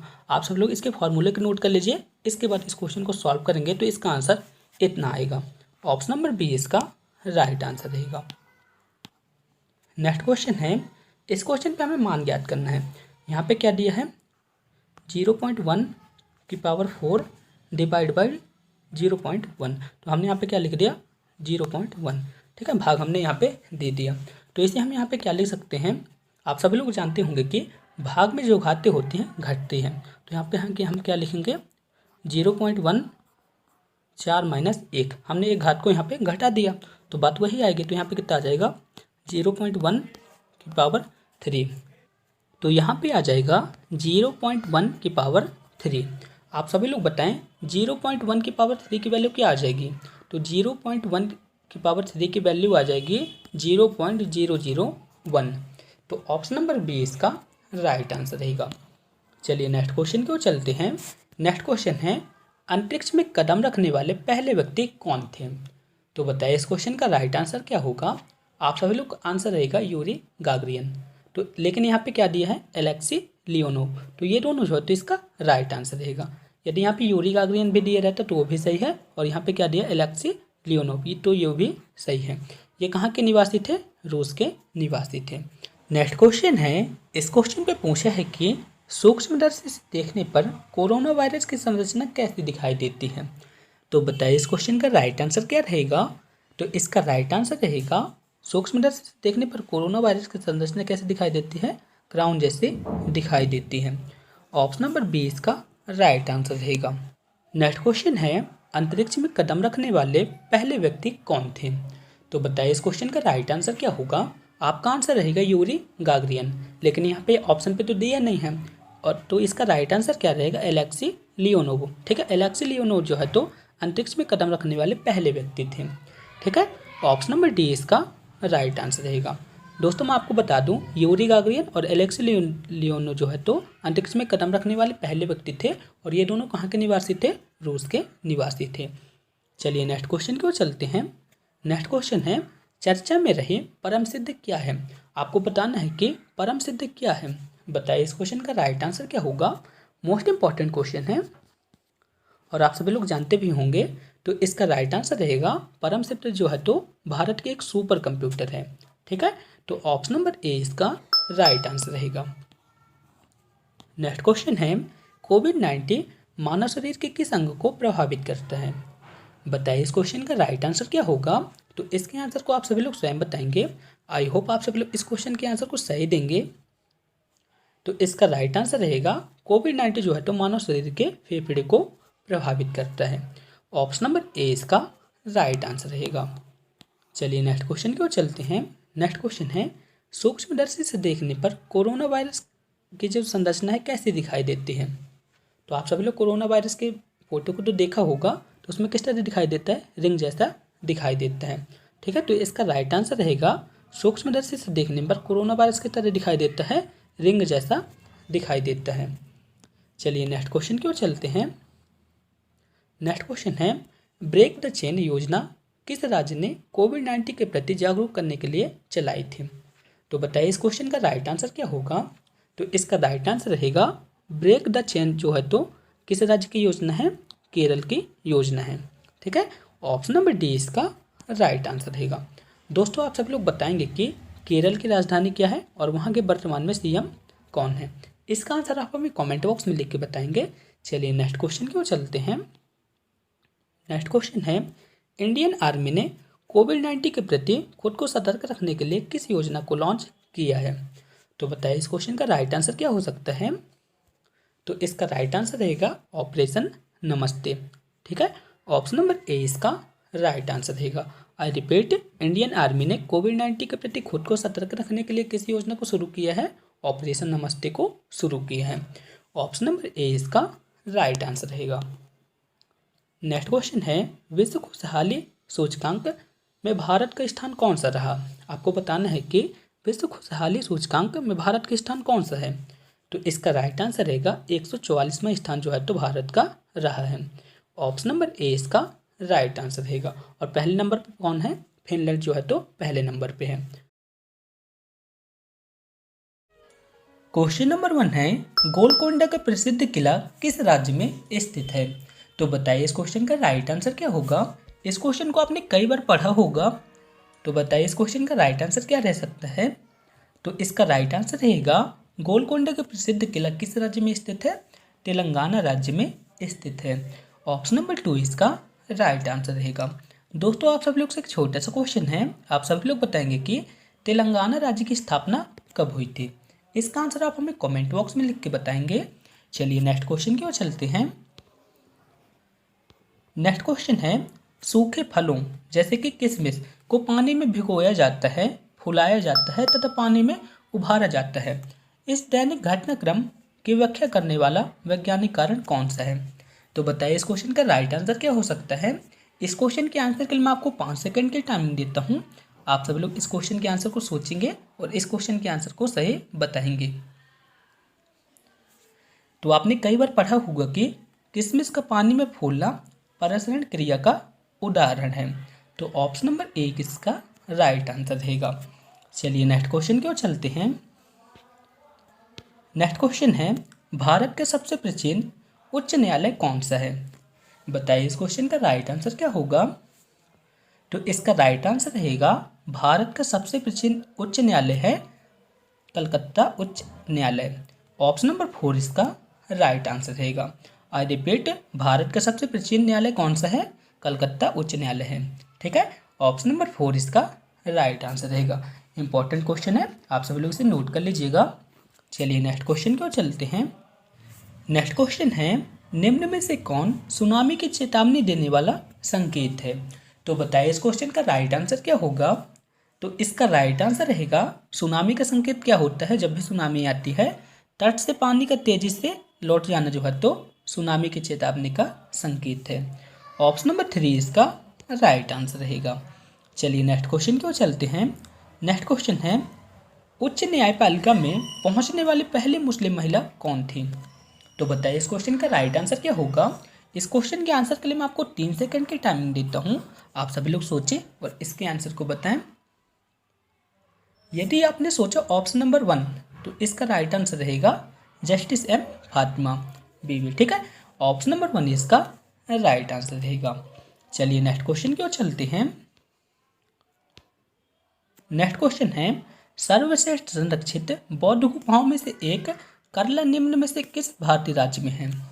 तो आपको बताना है कि बौद्ध गुफा जिसका नाम क्या है? करला है, निम्न में से किस राज्य में स्थित है? तो इसका राइट आंसर रहेगा महाराष्ट्र में स्थित है। ऑप्शन नंबर 3 इसका राइट आंसर रहेगा। वेरी वेरी इंपॉर्टेंट क्वेश्चन है, आप सभी लोग इसे नोट कर लीजिएगा। चलिए नेक्स्ट क्वेश्चन की ओर चलते हैं। नेक्स्ट क्वेश्चन है, धूमकेतु की पूंछ किस दिशा में होती है? बताइए इस क्वेश्चन का राइट आंसर क्या होगा? इस क्वेश्चन के आंसर के लिए मैं आपको 10 सेकंड की टाइम देता हूँ। आप सभी लोग सोचें और इसके आंसर को बताएं। तो आप सभी लोग जानते होंगे कि धूमकेतु की पूंछ हमेशा सूर्य की विपरीत दिशा की ओर होती है। किस दिशा में होती है? सूर्य की विपरीत दिशा में होती है। तो इसका राइट आंसर क्या रहेगा? सूर्य से दूर। ऑप्शन नंबर 1 इसका राइट आंसर रहेगा। जैसे जैसे ये सूर्य के नज़दीक आ जाते हैं इनकी पूंछ की लंबाई बढ़ती जाती है। ठीक है, तो ऑप्शन नंबर 1 इसका राइट आंसर रहेगा। नेक्स्ट क्वेश्चन है, इस क्वेश्चन पे पूछा है कि भारत का पहला ग्रीन रेल कॉरिडोर किस राज्य में शुरू किया गया? तो बताइए इस क्वेश्चन का राइट आंसर क्या रहेगा? तो इसका राइट आंसर रहेगा भारत का पहला ग्रीन रेल कॉरिडोर जो है तो किस राज्य में शुरू किया, तमिलनाडु राज्य में शुरू किया गया। ठीक है, तो इसका राइट आंसर क्या रहेगा, तमिलनाडु राज्य। कौन से ऑप्शन पे दिया है, ऑप्शन नंबर 2 इसका राइट आंसर रहेगा। चलिए नेक्स्ट क्वेश्चन की ओर चलते हैं। नेक्स्ट क्वेश्चन है, निम्न में से किसने भारत के मुख्य न्यायाधीश, राष्ट्रपति, उपराष्ट्रपति के रूप में कार्य किया है। तो बताइए इस क्वेश्चन का राइट आंसर क्या होगा। मोस्ट इंपॉर्टेंट क्वेश्चन है और आप सब लोग को जानना भी चाहिए। तो इसका राइट आंसर रहेगा जस्टिस एम हिदायतुल्लाह। ठीक है, इन्होंने भारत के मुख्य न्यायाधीश, राष्ट्रपति व उपराष्ट्रपति के रूप में कार्य किया है। ऑप्शन नंबर 1 इसका राइट आंसर रहेगा। आप सब लोग इन्हें नोट कर लीजिएगा, बहुत ही इंपॉर्टेंट है। चलिए नेक्स्ट क्वेश्चन की ओर चलते हैं। नेक्स्ट क्वेश्चन है, इस क्वेश्चन पे पूछा है कि आज़ाद हिंद फौज ने जब अंग्रेजों से अंडे एवं निकोबार द्वीप पर अधिकार कर लिया था तब उसका नाम क्या रखा गया था। तो बताइए इस क्वेश्चन का राइट आंसर क्या होगा। थोड़ा सा टफ क्वेश्चन है लेकिन इंपॉर्टेंट है। तो इसका राइट आंसर रहेगा शहीद और स्वराज्य द्वीप। तो ऑप्शन नंबर 2 इसका राइट आंसर रहेगा। चलिए नेक्स्ट क्वेश्चन की ओर चलते हैं। नेक्स्ट क्वेश्चन है, वह क्रिया जिसमें एक पदार्थ ठोस अवस्था में मध्यवर्ती तरल अवस्था से गुजरे बिना सीधे गैस अवस्था में पहुंच जाता है। यदि मैं आपसे सिंपल वे पे पूछूं कि ऐसी कौन सी प्रक्रिया है जिसमें एक पदार्थ ठोस अवस्था से सीधे गैस अवस्था में परिवर्तित हो जाता है, तो आपका आंसर क्या रहेगा, ऊर्ध्वपातन। ठीक है, तो ऑप्शन नंबर 1 इसका राइट आंसर रहेगा। नेक्स्ट क्वेश्चन है, इस क्वेश्चन पे पूछा है कि कौन सी कंपनी पोस्ट इट और स्केच टेप के उत्पादन से संबंधित है। तो बताइए इस क्वेश्चन का राइट आंसर क्या होगा। तो इसका राइट आंसर रहेगा 3 मिलियन एक कंपनी है जो कि पोस्ट इट और स्कॉच टेप के उत्पादन से संबंधित है। ऑप्शन नंबर 2 इसका राइट आंसर रहेगा। चलिए नेक्स्ट क्वेश्चन की ओर चलते हैं। नेक्स्ट क्वेश्चन है, बिल गेट्स ने 1975 में किसके साथ मिलकर माइक्रोसॉफ्ट की स्थापना की थी। तो बताइए इस क्वेश्चन का राइट आंसर क्या होगा। बहुत ही ज़्यादा इंपॉर्टेंट क्वेश्चन है। तो इसका राइट आंसर रहेगा बिल गेट्स ने 1975 में पॉल जी एलन के साथ मिलकर माइक्रोसॉफ्ट की स्थापना की थी। ठीक है, ऑप्शन नंबर 4 इसका राइट आंसर रहेगा। चलिए नेक्स्ट क्वेश्चन की ओर चलते हैं। नेक्स्ट क्वेश्चन है, गले में उस उभरे हुए भाग को क्या कहते हैं जो कंठ के लिए जिम्मेदार होता है। तो इसके आंसर को आप सब लोग स्वयं बताएंगे। तो इसका राइट आंसर क्या रहेगा, इसका राइट आंसर रहेगा कंठमणि। कंठमणि एक ऐसा भाग है जो कंठ के लिए जिम्मेदार होता है। ठीक है, ऑप्शन नंबर 4 इसका राइट आंसर रहेगा। चलिए नेक्स्ट क्वेश्चन की ओर चलते हैं। नेक्स्ट क्वेश्चन है, देश के पहले पुस्तक गांव का नाम बताइए। तो बताइए इस क्वेश्चन का राइट आंसर क्या होगा। तो इसका राइट आंसर रहेगा देश के पहले पुस्तक गांव का नाम है महाराष्ट्र के सतारा जिले का भेलर गांव। ठीक है, ऑप्शन नंबर ए इसका राइट आंसर रहेगा। इंपॉर्टेंट क्वेश्चन है, आप सब लोग इसे नोट डाउन कर लीजिएगा। चलिए नेक्स्ट क्वेश्चन की ओर चलते हैं। नेक्स्ट क्वेश्चन है, अंग्रेजों ने गांधी जी को कौन सी उपाधि दी थी जिसका उन्होंने त्याग कर दिया था। तो बताइए इस क्वेश्चन का राइट आंसर क्या हो सकता है। इंपॉर्टेंट क्वेश्चन है और इसका राइट आंसर रहेगा केसर ए हिंद। ठीक है, ऑप्शन नंबर 4 इसका राइट आंसर रहेगा। आई रिपीट, अंग्रेजों ने गांधी जी को कौन सी उपाधि दी थी, केसर ए हिंद की उपाधि दी थी जिसका उन्होंने त्याग कर दिया था। ऑप्शन नंबर 4 इसका राइट आंसर रहेगा। दोस्तों अब रीजनिंग के क्वेश्चन आ गए हैं, तो चलिए इन सभी क्वेश्चन को भी सॉल्व करते हैं। इस क्वेश्चन पे बोला है कि एक निश्चित कूट में यहाँ पे एक शब्द दिया गया है। शब्द क्या है, TRIPLE। ट्रिपल को क्या लिखा जाता है, SQHOOD लिखा जाता है। तो हमें बताना है कि इसी टाइप से XOTIC को क्या लिखा जाएगा। तो चलिए इसे सॉल्व कर रहे हैं। तो यहाँ पे आप सभी लोग इसे सॉल्व कीजिएगा, मैं भी इसे सॉल्व करता हूँ।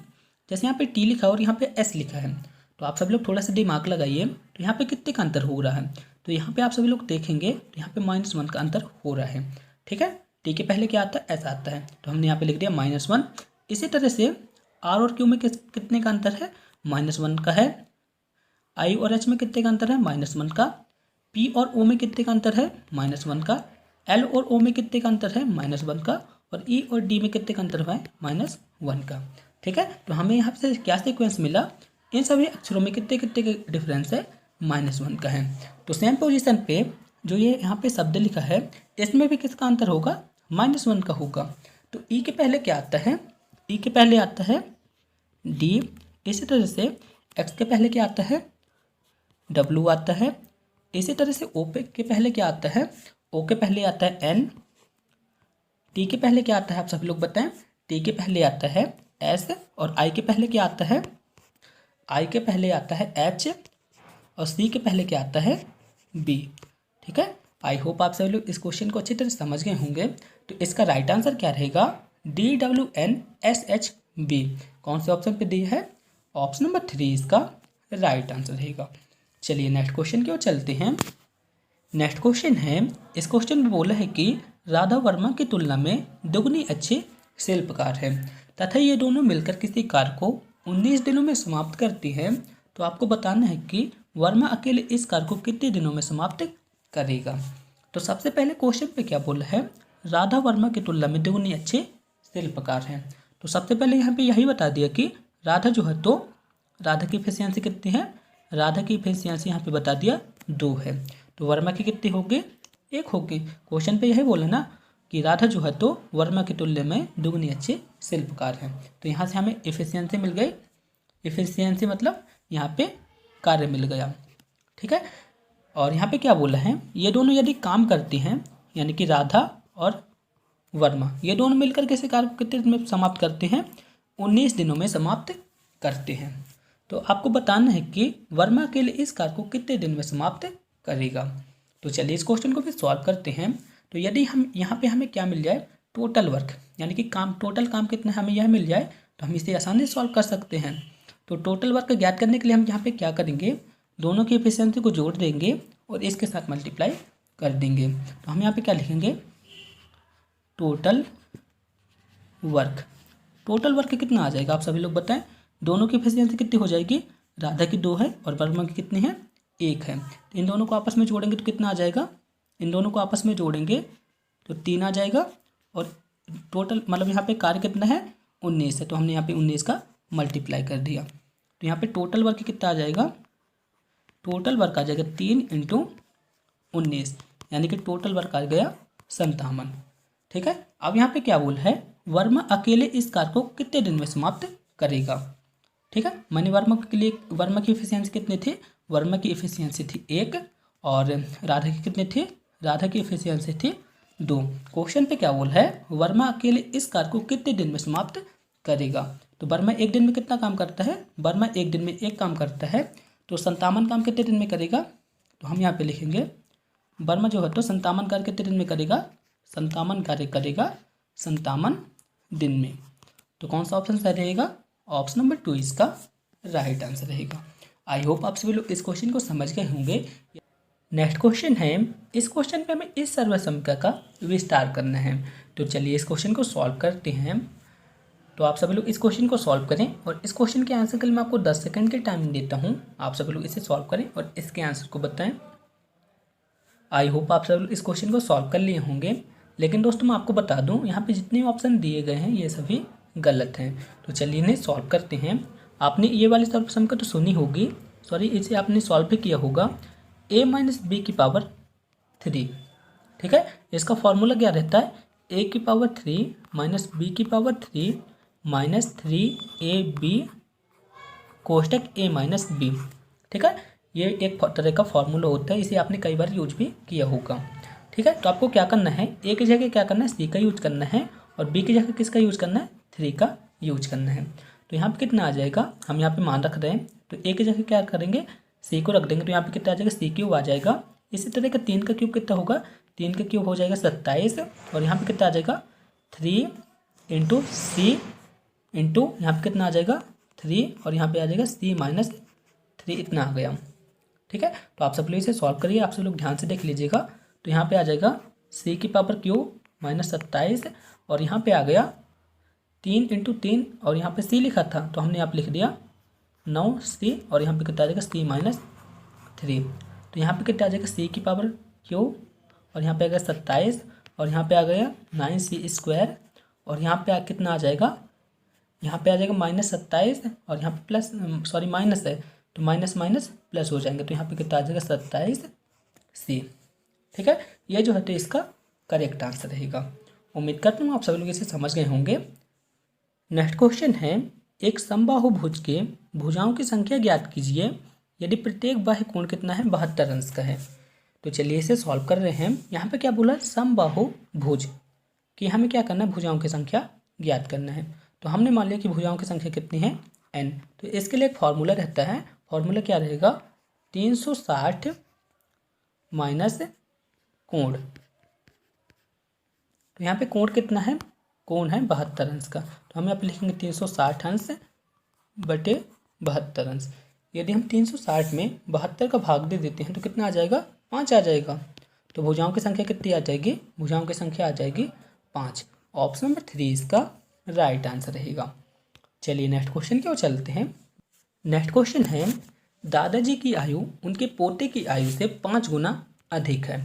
तो बताइए निम्न में से कौन सी संख्या दादाजी और उनके पोते की संभावित आयु का कुल समर्थन नहीं करती है। तो चलिए इस क्वेश्चन को सॉल्व करते हैं। आप सभी लोग ध्यान से समझिएगा, क्वेश्चन पे क्या बोला है, दादाजी की आयु उनके पोते की आयु से 5 गुना अधिक है। तो हमने यहाँ पे लिख दिया दादाजी और यहाँ पे लिख दिया हमने पोता। ठीक है, क्वेश्चन पे क्या बोला, दादाजी की आयु उनके पोते की आयु से 5 गुना अधिक है। तो हमने मान लिया कि पोते की आयु कितने हैं, 1 है, तो दादाजी की आयु कितनी होगी, 5 होगी। ठीक है, अब क्वेश्चन पे क्या बोला है, दादाजी और उनके पोते की संभावित आयु का कुल योग, यानी कि यहाँ पे हमें टोटल आयु कितनी आ जाएगी, कुल आयु का योग। कुल आयु का योग कितना हो जाएगा, दादाजी की आयु प्लस पोता की आयु, यानी कि 5 + 1 बराबर हो जाएगा 6। 6 जो है तो टोटल आयु है। आपको बताना है कि इनमें से कौन सी संख्या इनकी संभावित आयु को प्रदर्शित नहीं करती है। तो ठीक है, तो आपको क्या करना है, ये जो 4 विकल्प दिए हैं इनमें 6 का भाग लगाना है। जिनमें 6 का भाग चला जाएगा ये इनकी आयु को समर्थन करेगा, और जिनमें 6 का भाग नहीं जाएगा इनकी आयु को प्रदर्शन नहीं करेगा। तो यदि हम 50 में 6 का भाग लगाते हैं तो पूरी तरह से नहीं जाता है। इसी तरह से जब हम 54 में 6 का भाग लगाते हैं तो पूरी तरह से चला जाता है। 66 में चला जाता है 6 का भाग, और 72 में 6 का भाग चला जाता है। तो यहाँ पे 50 जो है तो इसका राइट आंसर रहेगा। नेक्स्ट क्वेश्चन है, तस्वीर में एक लड़की की ओर इशारा करते हुए रानी ने कहा, उसकी माँ की एकमात्र बेटी मेरी माँ है। तो रानी का उस लड़के से क्या संबंध है, हमें ज्ञात करना है। तो इस क्वेश्चन को मैं आपको अच्छी तरह समझा तो नहीं सकता हूँ, लेकिन फिर भी एक बार ट्राई जरूर करता हूँ। क्वेश्चन पे क्या बोला है, एक तस्वीर है, तो हमने यहाँ पे एक तस्वीर बना दिया। इस तस्वीर में एक लड़का है, ठीक है, तो यहाँ पे एक रानी है, तो हमने यहाँ पे रानी लिख दिया। ठीक है, रानी जो है तो इस लड़के की तरफ इशारा करते हुए कहती है कि इसकी माँ की एकमात्र बेटी, यानी कि इस लड़के की माँ की बेटी रानी की क्या है, रानी की माँ है। ठीक है, तो आपको बताना है कि रानी का जो है तो इस लड़के से क्या संबंध है। तो बताइए इस क्वेश्चन का राइट आंसर क्या हो सकता है। तो रानी का जो है तो इस लड़के से किसका संबंध है, भांजी का संबंध है। ठीक है, तो कौन सा ऑप्शन सही रहेगा, ऑप्शन नंबर 3 इसका राइट आंसर रहेगा। चलिए नेक्स्ट क्वेश्चन की ओर चलते हैं। नेक्स्ट क्वेश्चन है, इस क्वेश्चन पे हमें परास ज्ञात करना है। तो चलिए इस क्वेश्चन को सॉल्व कर रहे हैं। यहाँ पे आंकड़े दिए गए हैं, तो सबसे पहले आप सभी लोग बताएं परास किसे कहते हैं। आई होप आप सभी लोग जानते होंगे। तो परास किसे कहते हैं, किसी भी दिए गए आंकड़े में से उच्चतम आंकड़े में से निम्नतम आंकड़े के अंतर को क्या कहते हैं, परास कहते हैं। जैसे यहाँ पे आंकड़े दिए गए हैं, तो इसमें सबसे उच्च क्या है, इसमें से सबसे उच्च है क्या है 28, आप सभी लोग देख पा रहे होंगे। और सबसे छोटा आंकड़ा कौन सा है, यानी कि निम्नतम आंकड़ा कौन सा है, यहाँ पे सबसे छोटा है 11। इनमें जो अंतर रहेगा वही इसका परास रहेगा। तो हम यहाँ पे लिखेंगे परास बराबर उच्चतम आंकड़े, यहाँ आप सभी लोग समझ जाइए, उच्चतम आंकड़े माइनस निम्नतम आंकड़े। ठीक है, तो यहाँ पे हम क्या लिखेंगे, उच्चतम आंकड़ा कितना है 28 है, तो हमने लिख दिया 28, और निम्नतम आंकड़ा कितना है 11 है। तो 28 में से यदि हम 11 को घटा देते हैं तो कितना आता है 17 आता है, और यही जो 17 है तो इसका परास रहेगा। ऑप्शन नंबर 20 इसका राइट आंसर रहेगा। चलिए नेक्स्ट क्वेश्चन की ओर चलते हैं। नेक्स्ट क्वेश्चन है, इस क्वेश्चन पे बोला है कि एक ट्रेन की चाल कितनी है, 72 किलोमीटर प्रति घंटे की चाल से चलती है, तो 15 सेकंड में कितनी दूरी तय करेगी। हमें इसे सॉल्व करना है, तो चलिए इसे सॉल्व करते हैं। यहाँ पे ट्रेन की चाल कितनी है, ट्रेन की चाल है 72 किलोमीटर प्रति घंटा है। ठीक है, इस चाल को हमें किस में परिवर्तित करना पड़ेगा, पहले मीटर प्रति सेकंड में परिवर्तित करना पड़ेगा।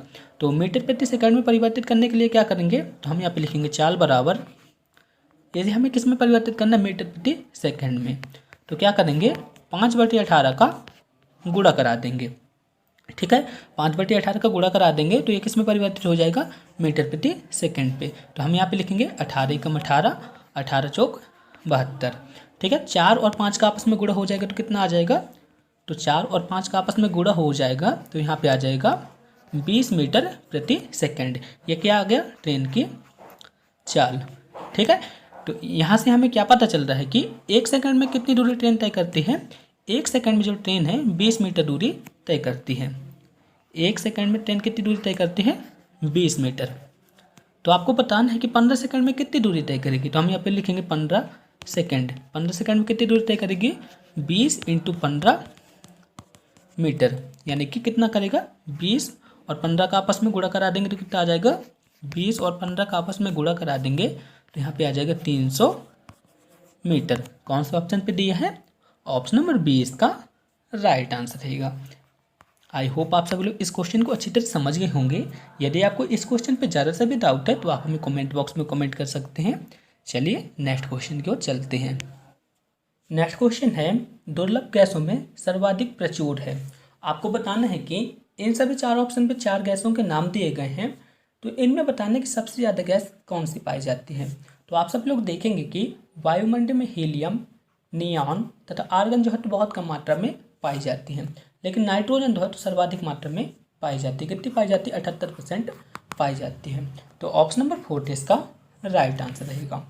चलिए नेक्स्ट क्वेश्चन की ओर चलते हैं। नेक्स्ट क्वेश्चन है, PMJDY में 100% वित्तीय समावेश निम्न में से किस राज्य ने हासिल किया है। तो बताइए इस क्वेश्चन का राइट आंसर क्या होगा। तो मेरा सबसे पहले आप सभी लोग से क्वेश्चन है, PMJDY का फुल फॉर्म क्या होगा, आप सभी लोग बताने की कोशिश कीजिए। तो आप सभी लोग का जवाब रहेगा, PMJDY का फुल फॉर्म क्या होता है, प्रधानमंत्री जन धन योजना। क्या होता है, प्रधानमंत्री जन धन योजना। ठीक है, तो इसमें 100% वित्तीय निवेश करने वाला कौन सा राज्य बना है, तो इसका राइट आंसर रहेगा मेघालय। मेघालय जो है तो प्रधानमंत्री जन धन योजना में 100% वित्तीय समावेश करने वाला राज्य बना है। ऑप्शन नंबर ए इसका राइट आंसर रहेगा। नेक्स्ट क्वेश्चन है, भारत एवं पाकिस्तान के बीच सीज फायर रेखा को कब लाइन ऑफ कंट्रोल नियंत्रण रेखा में बदल दिया गया था। तो बताइए इस क्वेश्चन का राइट आंसर क्या रहेगा। तो इसका राइट आंसर रहेगा भारत और पाकिस्तान के बीच। यहाँ पे भी क्वेश्चन बन रहा है, भारत और पाकिस्तान के बीच कौन सी रेखा थे, सीज फायर रेखा। इस रेखा को लाइन ऑफ कंट्रोल में कब परिवर्तित कर दिया गया था। तो इसका राइट आंसर रहेगा सन 1972 में सीज फायर रेखा को लाइन ऑफ कंट्रोल में परिवर्तित कर दिया गया था, जिसे क्या कहते हैं, LAC कहते हैं। आपने सुना भी होगा। ठीक है, तो ऑप्शन नंबर 20 का राइट आंसर रहेगा। नेक्स्ट क्वेश्चन है, वायु प्रदूषण के संदर्भ में PM का क्या अर्थ होता है। बहुत ही इंपॉर्टेंट क्वेश्चन है, बताइए इस क्वेश्चन का राइट आंसर क्या होगा। तो वायु प्रदूषण के संदर्भ में PM का क्या अर्थ होता है, पार्टिकुलेट मैटर। ठीक है, यानी कि कणकीय पदार्थ जो है तो वायु प्रदूषण के संदर्भ में PM का अर्थ होता है। ऑप्शन नंबर C इसका राइट आंसर रहेगा। आप सभी लोग इसे नोट कर लीजिएगा, बहुत ज़्यादा इंपॉर्टेंट है। नेक्स्ट क्वेश्चन है, ऑपरेशन शील्ड योजना निम्न में से किस राज्य ने कोविड-19 के प्रति जागरूक करने के लिए चलाई थी। तो बताइए इस क्वेश्चन का राइट आंसर क्या होगा। तो दोस्तों मैं आपको बता दूं, यहाँ पे जितने ऑप्शन दिए हैं ये सभी गलत हैं। तो बताइए इसका राइट आंसर क्या होगा। आई होप आप सभी लोग इस क्वेश्चन के आंसर को सही दिए होंगे। तो इसका राइट आंसर रहेगा ऑपरेशन शील्ड जो है तो दिल्ली की चलाई गई योजना है। कहाँ की है, दिल्ली की चलाई गई योजना है, जिसमें कोविड-19 के प्रति लोगों को सतर्क किया जाता था। ठीक है, ऑपरेशन शील्ड कहाँ की योजना है, दिल्ली की प्रमुख योजना है। नेक्स्ट क्वेश्चन है, कोविड-19 के प्रति खुद को सतर्क रखने के लिए भारत सरकार ने किस ऐप को लॉन्च किया था?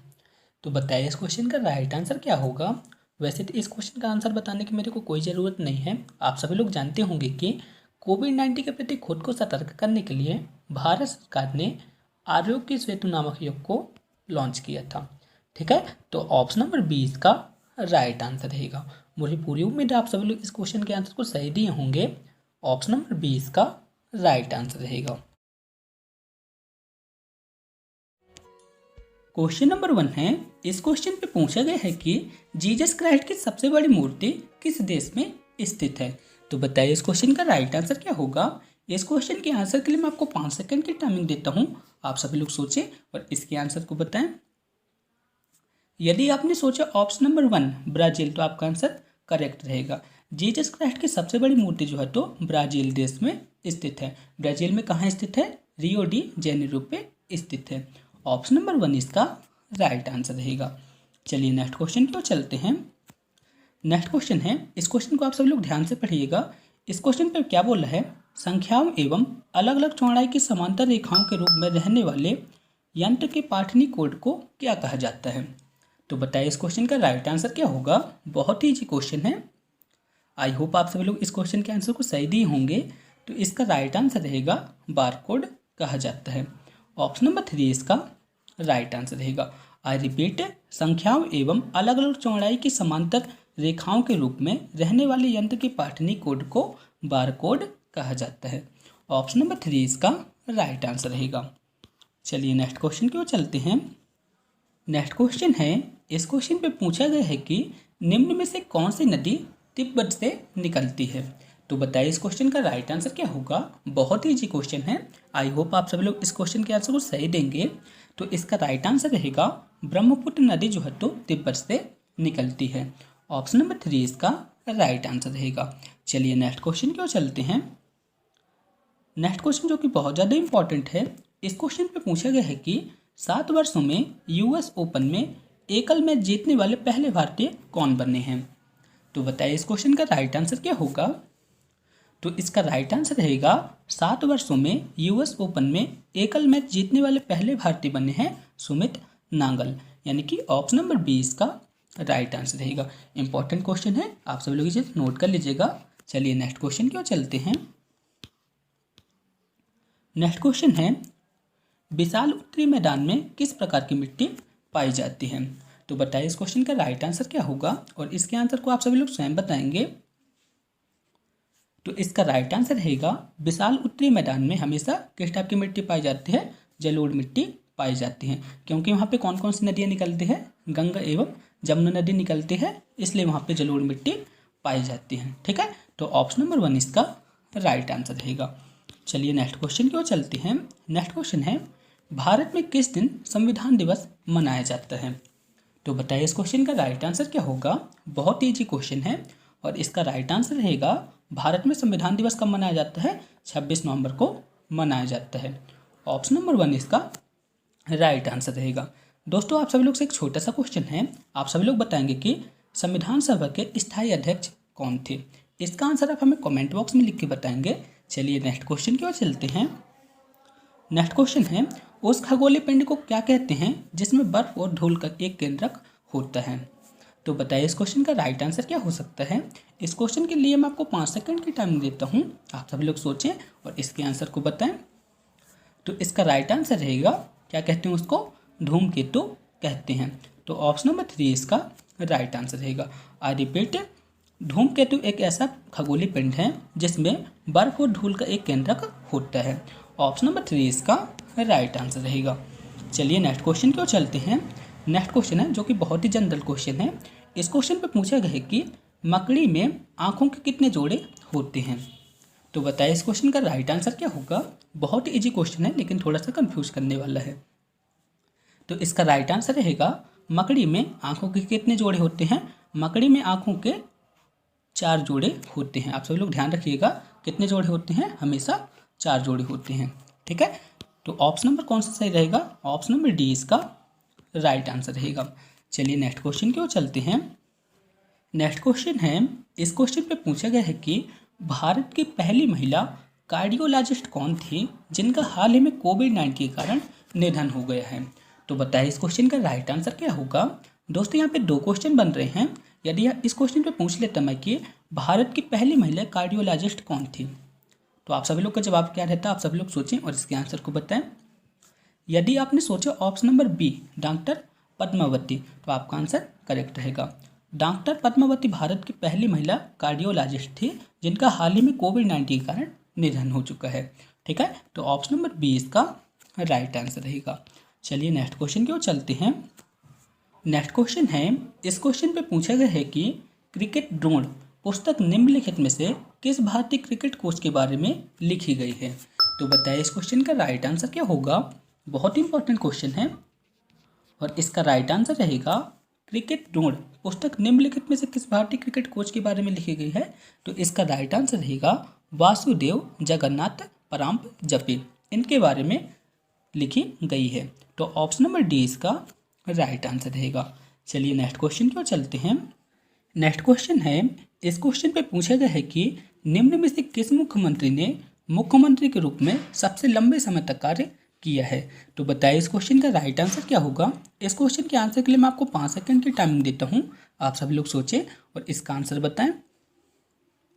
यदि आपने सोचा ऑप्शन नंबर 2 पवन कुमार चामलिंग, तो आपका आंसर करेक्ट रहेगा। पवन कुमार चामलिंग जो है तो 25 वर्षों तक मुख्यमंत्री पद पर रहते हुए सबसे लंबा कार्य किया है। ठीक है, तो ऑप्शन नंबर 2 इसका राइट आंसर रहेगा। इसके पहले यह रिकॉर्ड किसके नाम पर दर्ज था? ज्योति बसु के नाम पर दर्ज था, जिन्होंने 23 वर्षों तक मुख्यमंत्री पद पर रहते हुए कार्य किया था और ये कहाँ की थी? पश्चिम बंगाल राज्य की मुख्यमंत्री थी। और पवन कुमार चामलिंग किस राज्य के मुख्यमंत्री हैं? सिक्किम राज्य के मुख्यमंत्री हैं। तो ठीक है, एक बार फिर से बता देता हूँ, निम्न में से किस मुख्यमंत्री ने मुख्यमंत्री के रूप में सबसे लंबे समय तक कार्य किया है? तो इसका राइट आंसर रहेगा पवन कुमार चामलिंग ने सबसे लंबे समय तक कार्य किया है। कितने वर्षों तक किया है? 25 वर्षों तक। ठीक है, चलिए नेक्स्ट क्वेश्चन की ओर चलते हैं। नेक्स्ट क्वेश्चन है, इस क्वेश्चन पे पूछा गया है कि कौन सा रोबोटिक अंतरिक्ष यान अंतरिक्ष में सौर ऊर्जा के कण को लेकर आया था? तो बताइए इस क्वेश्चन का राइट आंसर क्या होगा। तो इसका राइट आंसर रहेगा जेनेसिस। ठीक है, जेनेसिस एक रोबोटिक अंतरिक्ष यान है जिसने अंतरिक्ष से सौर ऊर्जा के कण को लेकर आया था। तो ऑप्शन नंबर 1 इसका राइट आंसर रहेगा। चलिए नेक्स्ट क्वेश्चन की ओर चलते हैं। नेक्स्ट क्वेश्चन है, इस क्वेश्चन पे पूछा गया है कि दूध से दही जमाने में किस जीवाणु का प्रयोग किया जाता है? तो बताइए इस क्वेश्चन का राइट आंसर क्या होगा। इस क्वेश्चन के आंसर के लिए मैं आपको 5 सेकंड की टाइमिंग देता हूं, आप सभी लोग सोचें और इसका आंसर बताएं। यदि आपने सोचा ऑप्शन नंबर 3 लैक्टोबैसिलस, तो आपका आंसर करेक्ट रहेगा। दूध से दही जमाने में किस जीवाणु का प्रयोग किया जाता है? लैक्टोबैसिलस का प्रयोग किया जाता है। ऑप्शन नंबर 3 इसका राइट आंसर रहेगा। चलिए नेक्स्ट क्वेश्चन की ओर चलते हैं। नेक्स्ट क्वेश्चन है, दुनिया की छत के नाम से जाना जाता है। बताइए इस क्वेश्चन का राइट आंसर क्या होगा। बहुत ईजी क्वेश्चन है और इसका राइट आंसर रहेगा पमीर का पठार। पमीर का पठार जो है तो दुनिया की छत के नाम से जाना जाता है। ऑप्शन नंबर 3 इसका राइट आंसर रहेगा। नेक्स्ट क्वेश्चन है, इस क्वेश्चन पे पूछा गया है कि किसी वृक्ष की आयु का निर्धारण निम्न में से किसके आधार पर किया जाता है? तो बताइए इस क्वेश्चन का राइट आंसर क्या होगा। बहुत इंपॉर्टेंट क्वेश्चन है और इसका राइट आंसर रहेगा किसी वृक्ष की आयु का निर्धारण किसके आधार पर किया जाता है? विकास वलय के आधार पर किया जाता है। ठीक है, तो ऑप्शन नंबर सी इसका राइट आंसर रहेगा। नेक्स्ट क्वेश्चन है, इस क्वेश्चन में बोला है कि मयंक एक पेन 750 रुपये में बेचता है और उसे कितने का लाभ होता है? 50% का लाभ होता है। 50% की हानि प्राप्त करने के लिए इस पेन को उसे कितने रुपए में बेचना चाहिए? तो चलिए इसे सॉल्व करते हैं। हमने मान लिया कि उसे x रुपये में बेचना चाहिए, तो हमें x की वैल्यू हमें यहाँ पे फाइंड करना है। तो हम यहाँ पे क्या लिखेंगे? 750। इसे बेचने पर उसे कितने प्रतिशत का लाभ होता है? 50% का होता है। तो हम यहाँ पे क्या लिखेंगे? 100/100 प्लस 50। ठीक है, इंटू करेंगे यहाँ पे और यहाँ पे क्या बोला? 50% की हानि प्राप्त करने के लिए उसे कितने रुपए में पेन को बेचना चाहिए। तो हम यहाँ पे लिखेंगे 100 माइनस हानि कितनी है? 50 की। तो हमने यहाँ पे लिख दिया हानि बटे यहाँ पे लिख देंगे 100। तो बस आप सभी लोग इसे सॉल्व कर दीजिए, आंसर आ जाएगा। तो यहाँ पे लिखेंगे 750 इंटू 100/150 और यहाँ पे कितना आ जाएगा? यहाँ पे आ जाएगा 50 और यहाँ पे कितना आ जाएगा 100। ठीक है, आप सभी लोग 100 से 100 को यहाँ पे काट दीजिए। तो यहाँ पे कितना इक्वेशन आ जाएगा 750 इंटू यहाँ पे कितना था, यहाँ पे हमने उसको काट दिया था तो यहाँ पे कितना आ गया था 50 आ गया था और बटे में कितना था 150। तो आप सब लोग इसे सॉल्व कर दीजिए। तो हमने 0 से 0 काट दिया, 5 एकम 5, 5 तियाँ 15 और यहाँ पे कितना आ जाएगा 3 एकम 3 और यहाँ पे आ जाएगा 25 तियाँ 75 और यहाँ पे 0 आ जाएगा। ठीक है, तो उसे कितने रुपए में बेचना चाहिए, 250 रुपये में बेचना चाहिए। तो यहाँ पे एक्स की वैल्यू कितनी आ गई थी 250 रुपये। तो ऑप्शन नंबर 2 इसका राइट आंसर रहेगा। चलिए नेक्स्ट क्वेश्चन की ओर चलते हैं। नेक्स्ट क्वेश्चन है, इस क्वेश्चन में हमें बताना है कि इन संख्याओं को अर्थपूर्ण शब्द बनाने के लिए व्यवस्थित करना है। तो चलिए इसे सॉल्व करते हैं। दोस्तों इस क्वेश्चन को सॉल्व करने के लिए मैं आपको 10 सेकंड की टाइमिंग देता हूँ। आप सभी लोग इसे सॉल्व करें और इसके आंसर को बताएं। तो सबसे पहले आप सभी लोग बताएं, ये जो लेटर दिए हैं इन लेटर से किस अर्थपूर्ण शब्द को बनाया जा सकता है। तो आप सभी लोग यहाँ पे देखेंगे इन सभी लेटर को व्यवस्थित करके क्या बना सकते हैं, COMPLAIN यानी कि कंप्लेन बना सकते हैं। बस आप सभी लोग इन्हें व्यवस्थित कर दीजिए। तो सी के नीचे यहाँ पे कितना है 5 है, ओ के नीचे क्या है, ओ के नीचे 3 है, एम के नीचे कितना है 7 है, पी के नीचे कितना है 2 है, एल के नीचे कितना है 6 है, ए के नीचे कितना है 4 है, आई के नीचे कितना है 8 है और एन के नीचे कितना है 1 है। तो कौन सा ऑप्शन सही रहेगा, ऑप्शन नंबर 2 इसका करेक्ट आंसर रहेगा। चलिए नेक्स्ट क्वेश्चन की ओर चलते हैं। नेक्स्ट क्वेश्चन है, इस क्वेश्चन पे हमें ए, बी और सी की वैल्यू बताई गई है। तो आपको बताना है कि a³ b³ plus c³ minus 3abc का मान क्या होगा। तो चलिए इस क्वेश्चन को सॉल्व करते हैं। दोस्तों इस क्वेश्चन को सॉल्व करने के लिए मैं आपको 15 सेकंड की टाइम देता हूँ। आप सभी लोग सोचिए और इस क्वेश्चन के आंसर को बताएं। तो चलिए इस क्वेश्चन को सॉल्व करते हैं। यदि आप सभी लोग इसे ध्यान से देखेंगे तो यह एक तरह के सरसम का है। ठीक है, तो इसका मान क्या होगा आप सभी लोग बताएं। तो इसका मान होगा 1/2 into A plus B plus C, बड़ा सा कोष्टक रहेगा, ए माइनस बी का whole square plus B minus C का होल स्क्वायर प्लस यहाँ पे कितना आ जाएगा सी माइनस ए का होल स्क्वायर। आप सभी लोग समझ सकते हैं। एक बार फिर से रिपीट कर देता हूँ, यह एक तरह की सरसम का है और इसका मान क्या होता है 1/2 A plus B plus C, यहाँ पे कोष्टक लगा हुआ है, ए माइनस बी का whole square plus B minus C का whole square plus C minus A square का होल स्क्वायर यहाँ पे लिखा हुआ है। तो बस इन्हीं वैल्यू पे आपको मान रखना है। तो यहाँ पे कितना आ जाएगा 1/2 मैंने यहाँ पे लिख दिया, ए की वैल्यू कितनी है 128 है तो मैंने 128 कर दिया, यहाँ पे कितना आ गया 132 और यहाँ पे आ जाएगा 130। ठीक है, मैंने ए बी सी की वैल्यू को यहाँ पे पुट कर दिया। अब यहाँ पे हम क्या लिखेंगे, यहाँ पे मैंने बड़ा कोष्टक लगा दिया तो यहाँ पे कितना आ जाएगा a माइनस बी, यानी कि 128 में से यदि आप 130 को घटाएंगे तो यहाँ पे कितना आ जाएगा -2 आ जाएगा, इसका होल स्क्वायर मैंने यहाँ पे कर दिया। इसी तरह से b माइनस सी यानी कि 130 में से 132 को घटाएंगे आप तो कितना आ जाएगा -2 और इसका होल स्क्वायर यहाँ पे करना तो मैंने यहाँ पे इसका होल स्क्वायर कर दिया और यहाँ पे क्या है c माइनस ए। तो आपको क्या करना है 132 में से 128 को घटा देना है तो यहाँ पे कितना आ जाएगा, यहाँ पे 4 का होल स्क्वायर आ जाएगा। तो दोस्तों आप सब लोग इन्हें ध्यान से देख लीजिए। इसके बाद मैं नेक्स्ट स्टेप को करता हूँ। तो यहाँ पे कितना आ जाएगा 1/2 और 128, 130 और 132 को आप सभी लोग जोड़ेंगे तो यहाँ पे कितना आ जाएगा 190 और यहाँ पे कितना आ जाएगा 4 + 4 और यहाँ पे कितना रहेगा 16 रहेगा।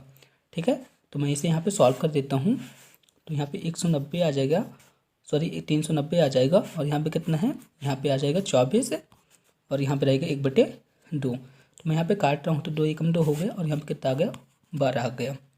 ठीक है, तो आप सभी लोग क्या कीजिए 390 में 12 का गुणा करा दीजिए तो कितना आ जाएगा 12 शून्य शून्य, 12 नंबर कितना होगा 108, हाथ ले कितने बचे 10, 12 3 36, 36 10 46 हो गया। तो कौन सा ऑप्शन सही रहेगा, ऑप्शन नंबर 2 इसका राइट आंसर रहेगा।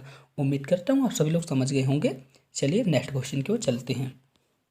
नेक्स्ट क्वेश्चन है, इस क्वेश्चन में बोला है अनुषा ने एक सैंडल इसके विक्रय मूल्य के 7/10 भाग पर क्रय किया और इसके विक्रय मूल्य से 10% अधिक पर बेच दिया, तो हमें प्रतिशत लाभ ज्ञात करना है। तो चलिए इस क्वेश्चन को सॉल्व करते हैं। यहाँ पे क्या बोला है, विक्रय मूल्य जो है तो क्रय मूल्य का कितना है 7/10, तो मैंने यहाँ पे लिख दिया विक्रय मूल्य 7/10 और क्रय मूल्य कितना है हमें यहाँ पे बता दिया गया है। तो यहाँ पे यदि हम यहाँ पे लिखेंगे क्रय मूल्य व विक्रय मूल्य, यदि हम यहाँ पे क्रय मूल्य व विक्रय मूल्य का अनुपात लिखेंगे तो यहाँ पे कितना आ जाएगा, यहाँ पे आ जाएगा 7/10 आ जाएगा। ठीक है, और क्या बोला है इसके विक्रय मूल्य, तो यहाँ पे विक्रय मूल्य क्या है, यहाँ पे विक्रय मूल्य है 10, तो मैंने यहाँ पे विक्रय मूल्य लिख दिया 10। इसका यदि हम 10% निकालते हैं तो यहाँ पे कितना आ जाएगा, 10 का 10% कितना आ जाएगा 1 आ जाएगा। ठीक है, तो टोटल विक्रय मूल्य कितना आ जाएगा, यानी कि कुल विक्रय मूल्य, कुल विक्रय मूल्य कितना आ जाएगा, पहले 10 तो था लेकिन एक और आ जाएगा, तो यहाँ पे कितना आ जाएगा 11, यानी कि टोटल विक्रय मूल्य आ जाएगा 11। ठीक है, इसके बाद आप सभी लोग देखेंगे क्रय मूल्य कितना है 7 है और विक्रय मूल्य कितना आ गया अपने पास, विक्रय मूल्य आ गया 11। इन दोनों में कितने का अंतर है 4 का। ठीक है, तो 4 जो है तो क्या हो गया लाभ आ गया, तो यहाँ पे लाभ कितना आ गया, लाभ आ गया 4 का। अब हमें क्या करना है प्रतिशत लाभ ज्ञात करना है। तो प्रतिशत लाभ का फॉर्मूला क्या होता है आप सभी लोग बताएं। तो प्रतिशत लाभ का फॉर्मूला होता है लाभ बटे क्रय मूल्य इंटू 100। लाभ कितने का आया है, लाभ आया है 4 का, क्रय मूल्य कितना था 7 था और यहाँ पे हमने 100 लिख दिया। तो आप सभी लोग बताएं यहाँ पे कितना आ जाएगा, 4 इंटू 4/7 इंटू 100, तो लाभ प्रतिशत कितने आ जाएगा। आप सभी लोग इसे सॉल्व करें, तो जब आप सभी लोग इसे सॉल्व करेंगे तो यहाँ पे आ जाएगा 57.14%। ये जो है तो इसका लाभ कहला जाएगा। उम्मीद करता हूँ आप सब लोग इसे समझ गए होंगे। फिर भी यदि आपको किसी तरह का डाउट है तो आप हमें कमेंट बॉक्स में कमेंट कर सकते हैं। चलिए नेक्स्ट क्वेश्चन की ओर चलते हैं। नेक्स्ट क्वेश्चन है, इस क्वेश्चन में बोला है कि हृदय रक्त से उसी प्रकार संबंधित है जिस प्रकार फेफड़ा संबंधित है। यहाँ पे ऑप्शन दिए गए हैं, आप सभी लोग बताइए कौन सा ऑप्शन सही रहेगा। तो इसका राइट आंसर रहेगा ऑप्शन नंबर 4, जिस प्रकार हृदय रक्त से संबंधित है उसी प्रकार फेफड़ा किससे संबंधित रहेगा, ऑक्सीजन से संबंधित रहेगा। ऑप्शन नंबर 4 इसका राइट आंसर रहेगा।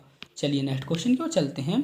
नेक्स्ट क्वेश्चन है, बीना कुल 750 में से 458 अंक मिले, परीक्षा में लगभग उसे कितने प्रतिशत अंक मिले। तो चलिए इसे आप सभी लोग सॉल्व कर दीजिए, बहुत ईजी है, जैसे आप सभी लोग के परसेंटेज निकालते हैं बस उसी टाइप से इसे सॉल्व करना है। तो सबसे पहले हम क्या करते हैं, यहाँ पे 750 में कितने अंक पाई है 458, तो हमें क्या करना है इसका प्रतिशत निकालना है। तो प्रतिशत निकालने के लिए हम क्या करते हैं, जितने अंक वह प्राप्त करती है, तो कितने अंक प्राप्त किए हैं 458, बटे में हम क्या करते हैं 750 को रखेंगे यानी कि पूर्णांक को लिखेंगे और इंटू हम क्या करेंगे 100 का गुणा करा देंगे। तो यहाँ पे कितना आ जाएगा, यहाँ पे 0 से 0 कट गए और यहाँ पे कितना आ जाएगा 4580 बटे 75। यदि हम 4580 में 75 का भाग दे देते हैं तो कितना आ जाएगा आप सभी लोग बताएं। यदि हम 4580 में 75 का भाग देंगे तो यहाँ पे कितना आ जाएगा 61.0616 आ जाएगा। ठीक है, तो ऑप्शन नंबर डी इसका राइट आंसर रहेगा, यानी कि उसके कितने प्रतिशत अंक मिले 61% अंक मिले। ऑप्शन नंबर डी इसका राइट आंसर रहेगा। चलिए नेक्स्ट क्वेश्चन की ओर चलते हैं। नेक्स्ट क्वेश्चन है, हाल ही में जारी एशिया पावर इंडेक्स 2020 में भारत को कौन सा स्थान मिला है। तो बताइए इस क्वेश्चन का राइट आंसर क्या होगा। तो इसका राइट आंसर रहेगा हाल ही में जारी एशिया पावर इंडेक्स 2020 में भारत को स्थान मिला है चौथा। ऑप्शन नंबर सी इसका राइट आंसर रहेगा। चलिए नेक्स्ट क्वेश्चन की ओर चलते हैं। नेक्स्ट क्वेश्चन है, हाल ही में कौन कोविड-19 के लिए पूल परीक्षण शुरू करने वाला भारत का पहला राज्य बना है। तो बताइए इस क्वेश्चन का राइट आंसर क्या होगा। इंपॉर्टेंट क्वेश्चन है और इसका राइट आंसर रहेगा उत्तर प्रदेश। उत्तर प्रदेश जो है तो कोविड-19 के लिए पूल परीक्षण करने वाला भारत का पहला राज्य बना है। ऑप्शन नंबर डी इसका राइट आंसर रहेगा। नेक्स्ट क्वेश्चन है, भारत का पहला कोविड-19 अस्पताल खुला है। आपको बताना है कि भारत का पहला कोविड-19 अस्पताल किस शहर में खुला है। तो बताइए इस क्वेश्चन का राइट आंसर क्या होगा। उम्मीद करता हूँ आप सभी लोग इस क्वेश्चन के आंसर को सही बताए होंगे। तो इसका राइट आंसर रहेगा मुंबई में खुला है। ठीक है, तो ऑप्शन नंबर डी इसका राइट आंसर रहेगा। चलिए नेक्स्ट क्वेश्चन की ओर चलते हैं। नेक्स्ट क्वेश्चन है, कोरोना काल के समय भारत में फंसे विदेशी पर्यटकों की सहायता करने हेतु कौन सा पोर्टल शुरू किया गया था? तो बताइए इस क्वेश्चन का राइट आंसर क्या होगा? तो इसका राइट आंसर रहेगा स्टैंडर्ड इन इंडिया। ठीक है, इस पोर्टल को शुरू किया गया था। ऑप्शन नंबर 20 का राइट आंसर रहेगा। आप सब लोग इसे नोट कर लीजिएगा, इंपॉर्टेंट क्वेश्चन है। चलिए नेक्स्ट क्वेश्चन की ओर चलते हैं। नेक्स्ट क्वेश्चन है, इस क्वेश्चन पे पूछा गया है कि विश्व मानव अधिकार दिवस की थीम क्या थी? तो सबसे पहले आप सब लोग मुझे बताएं कि विश्व मानव अधिकार दिवस कब मनाया जाता है? तो आप सब लोग का सीधा से जवाब रहेगा, विश्व मानव अधिकार दिवस मनाया जाता है 10 दिसंबर को। तो यदि मैं आपसे पूछूं 10 दिसंबर यानी कि विश्व मानव अधिकार दिवस की थीम क्या थी? तो बताइए इस क्वेश्चन का राइट आंसर क्या होगा? तो इसका राइट आंसर रहेगा recover better stand up for human rights. ठीक है, तो ऑप्शन नंबर 20 का राइट आंसर रहेगा। चलिए नेक्स्ट क्वेश्चन की ओर चलते हैं। नेक्स्ट क्वेश्चन है, विश्व प्रवासी पक्षी दिवस कब मनाया जाता है? इंपॉर्टेंट क्वेश्चन है और इस क्वेश्चन के आंसर के लिए मैं आपको 10 सेकंड की टाइमिंग देता हूं। आप सब लोग सोचें और इसके आंसर को बताएं। यदि आपने सोचा ऑप्शन नंबर ए यानी कि 8 मई को, तो इसका आंसर सही रहेगा। विश्व प्रवासी पक्षी दिवस कब मनाया जाता है? 8 मई को मनाया जाता है। ऑप्शन नंबर ए इसका राइट आंसर रहेगा। दोस्तों यह वीडियो मैंने आपके प्रिपरेशन के लिए काफ़ी मेहनत से बनाई है। सो प्लीज़ आप सभी लोग से एक छोटी सी रिक्वेस्ट है, प्लीज़ आप इस वीडियो को अपने दोस्तों के साथ ज़्यादा से ज़्यादा शेयर करें और इस चैनल को ज़्यादा से ज़्यादा सब्सक्राइब करें, वीडियो को लाइक करें ताकि मुझे मोटिवेशन मिल सके और मैं आपके लिए ऐसी वीडियो प्रोवाइड करा सकूं। दोस्तों यदि आपको इस वीडियो का PDF प्राप्त करना है तो आप हमारे टेलीग्राम ग्रुप से ज्वाइन हो सकते हैं, फेसबुक ग्रुप से ज्वाइन हो सकते हैं, इंस्टाग्राम ग्रुप से ज्वाइन हो सकते हैं या फिर ईमेल में हमें मैसेज कर सकते हैं। ठीक है दोस्तों, अगर आपको इस वीडियो का PDF प्राप्त करना है तो आप हमारे टेलीग्राम ग्रुप से जुड़ सकते हैं। लिंक मैंने इस वीडियो के डिस्क्रिप्शन में दे दी है, आप वहां से जाके इस वीडियो का PDF प्राप्त कर सकते हैं।